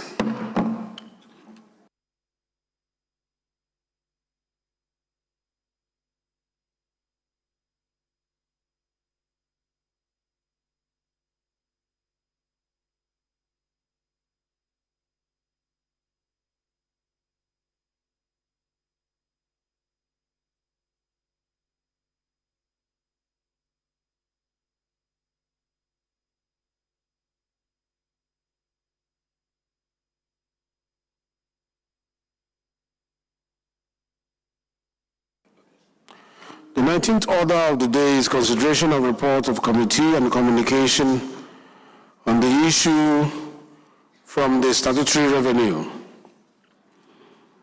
fund of the Nigerian Communication Commission, the total sum of 272,433,805,000 naira. Only, out of which 95,668,842,000 naira only is for recurrent expenditure. 10,735,141,000 naira only is for capital expenditure. 30,130,436,000 naira only is for special projects, while the sum of 15 billion naira only is for transfer to Universal Service Provision Fund. 120,836,033,000 naira only is for transfer to federal government, and 63,352 naira only is surplus deficit transfers for the financial year ending 31st December 2025. Honorable members will recall that the report was laid on Tuesday, 22nd July 2025. Honorable Peter Akpatasin will move for the consideration of the report. Honorable Peter, please, the floor is yours.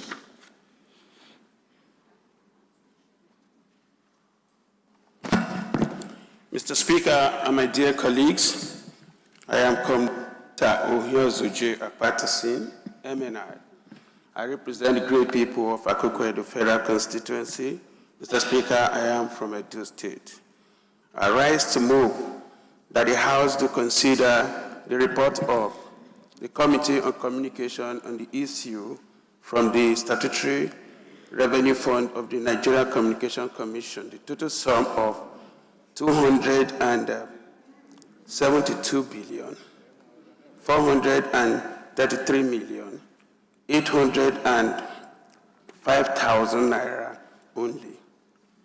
5,000 naira only, out of which 95,668,842,000 naira only is for recurrent expenditure, and 10,735,141,000 naira only is for capital expenditure, and 30,130,436,000 naira only is for special projects, while the sum of 15 billion naira only is for transfer to Universal Service Provision Fund, USPF.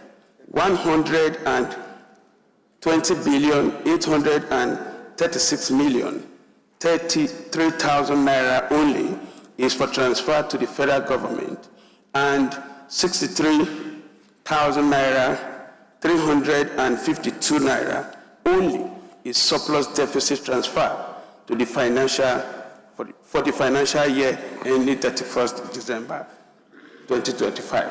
I so move, Mr. Speaker. Thank you very much. Any seconder? Any seconder? Where is the deputy chairman from communication?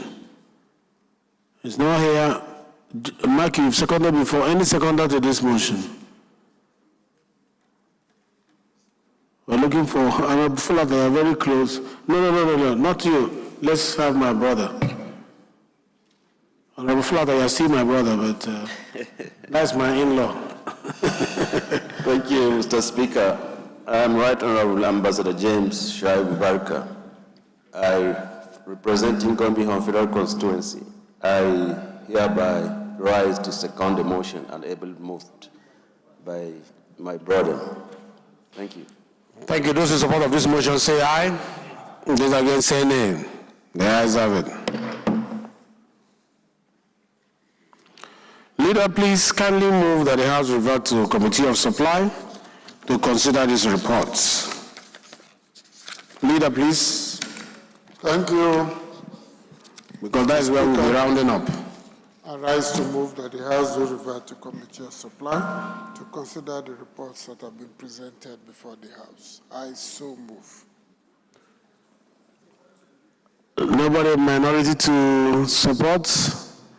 Yangba. Second. Thank you, Your Excellency, Mr. Speaker. Honorable colleagues.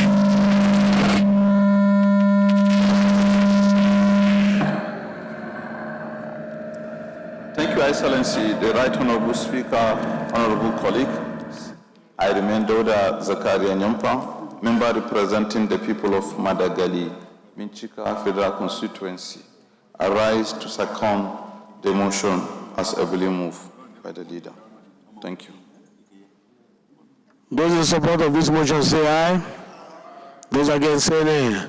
The ayes have it.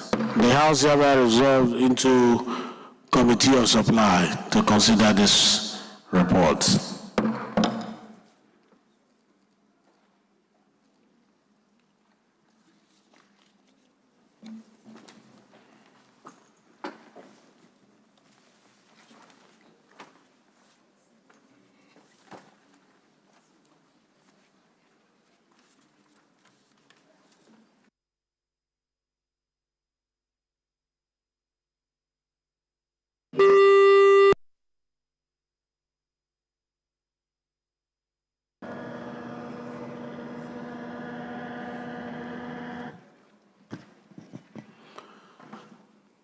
The House is now in Committee of Supply, where the Speaker sits at the chair. Let me start by commending those who are in this House today for this sacrifice of patriotism to our nation. To be in the Parliament till 4 p.m. is not a small sacrifice. And you are doing this, even though today is our last day, we are doing this for the growth of this nation. Nigeria will always remember you played a role in nation building. I know it may not be so comfortable for all of you, but you decided to stay with Nigeria even when it hurts. I'm so proud of you, and I promise you in a few minutes we'll be out of here. Thank you for all the support.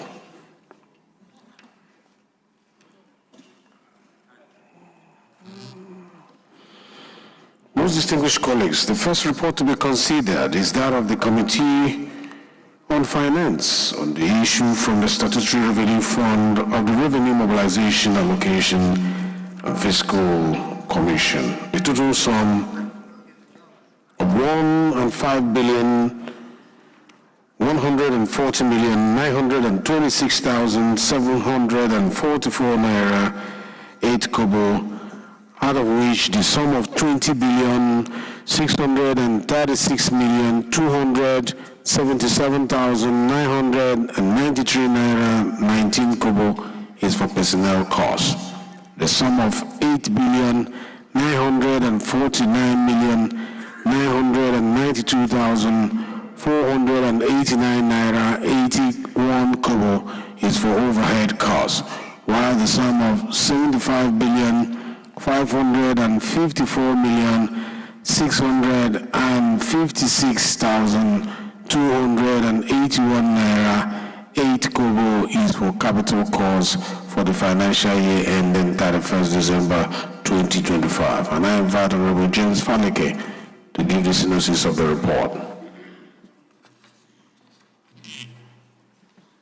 Thank you, Mr. Chairman, honorable colleagues. My name is James Abiodun Faleke. I represent Ikeja Federal Constituency. Mr. Chairman, honorable colleagues, the report before you is the budget for the Revenue Mobilization Allocation of Fiscal Commission Act 2025. This enhancement of budget or funding is made possible pursuant to the new amendment made to the Act, which has given direct funding to RAMFAC from the Federation account. So they are now independent and they are no longer dependent on federal government to be funded. So the total budgeted estimate is 105,140,926,744 naira 0.08 kobo. That's detailed. Of course, the recommendations are just very two recommendations: to approve the total sum as presented.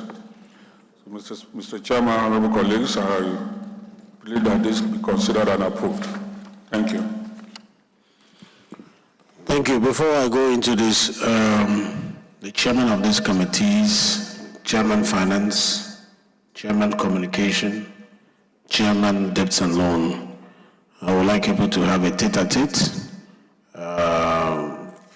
and then get back to me, the people who are staying here for this work up to this time. You will meet and get back to us. Carried? You brief them on the progress of the documents. Carried?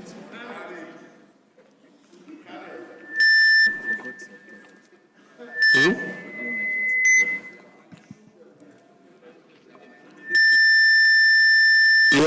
All I said is hand over the document to them. The bill that we are considering now, hand it over to them, including Secretariat. They should have a copy. Secretariat will have a copy. All right. Honorable colleagues, the synopsis of this bill has been given, because it's not every day you stay here till 4 p.m. So they must have a copy of this bill when they are going. The synopsis of this bill has been well given, and we appreciate the Chairman Finance for making it as brief as possible and understandable as possible. Your report was actually well prepared, and we appreciate the work you have done so far. So I will just go to the recommendation, and we have 3 recommendations there, in fact 2, and the second one has A, B, C, D. So recommendation 1, recommendation 2A, 2B, 2C, 2D,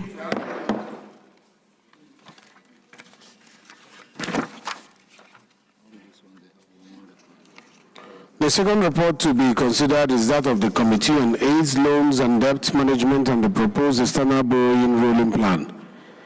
I invite Honorable Abubakar Hassan now about to give the synopsis of the bill. Not Fulata, not Araba. Thank you, Mr. Chairman, my highly respected colleagues, Abubakar Hassan Nalaraba, OON Sedaukin Lafia, I represent the good people of Awido Makana Federal Constituency. Mr. Chairman, I am from Nasarawa State. Mr. Chairman, my highly respected colleagues, you may recall that the House at plenary on the 27th May 2025 read 3 communications from Mr. President seeking the House to approve the underlisted 3 key items. 1, the 2025-2026 external borrowing plan. 2, the House should approve the issuance of federal government bonds to settle outstanding pension liabilities. And the 3rd one is seeking the House approval for the establishment of foreign currency denominated issuance program in the domestic debt market. The committee, in line with its mandate, had diverse interactions and engagements with stakeholders, access and compare submissions as it relates to the request. For item 1, the borrowing plan, Mr. Chairman, my highly respected colleagues, the committee in the course of the assignment observed that the borrowing plan does not equate the actual new borrowing for the 2025 fiscal year, as it has already been captured by the Midterm Expenditure Framework, MTEF, covering both the federal and state governments. In the second report, Mr. Chairman, it was noted that the federal government has been complying with the implementation of the provisions of the Pension Reform Act 2014 over the years due to revenue challenges, thereby leading to accumulation of pension arrears with the attendant hardship to retirees.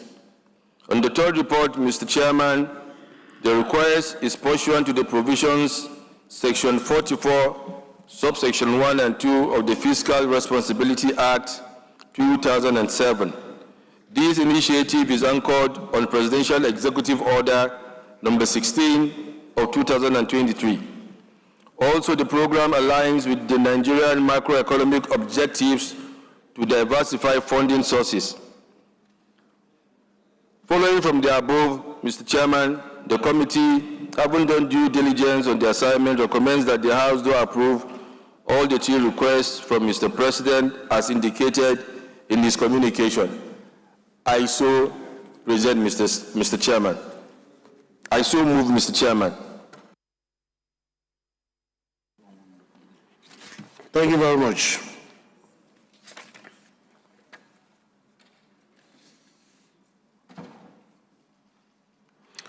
On the first report on the 2025-2026 external borrowing rolling plan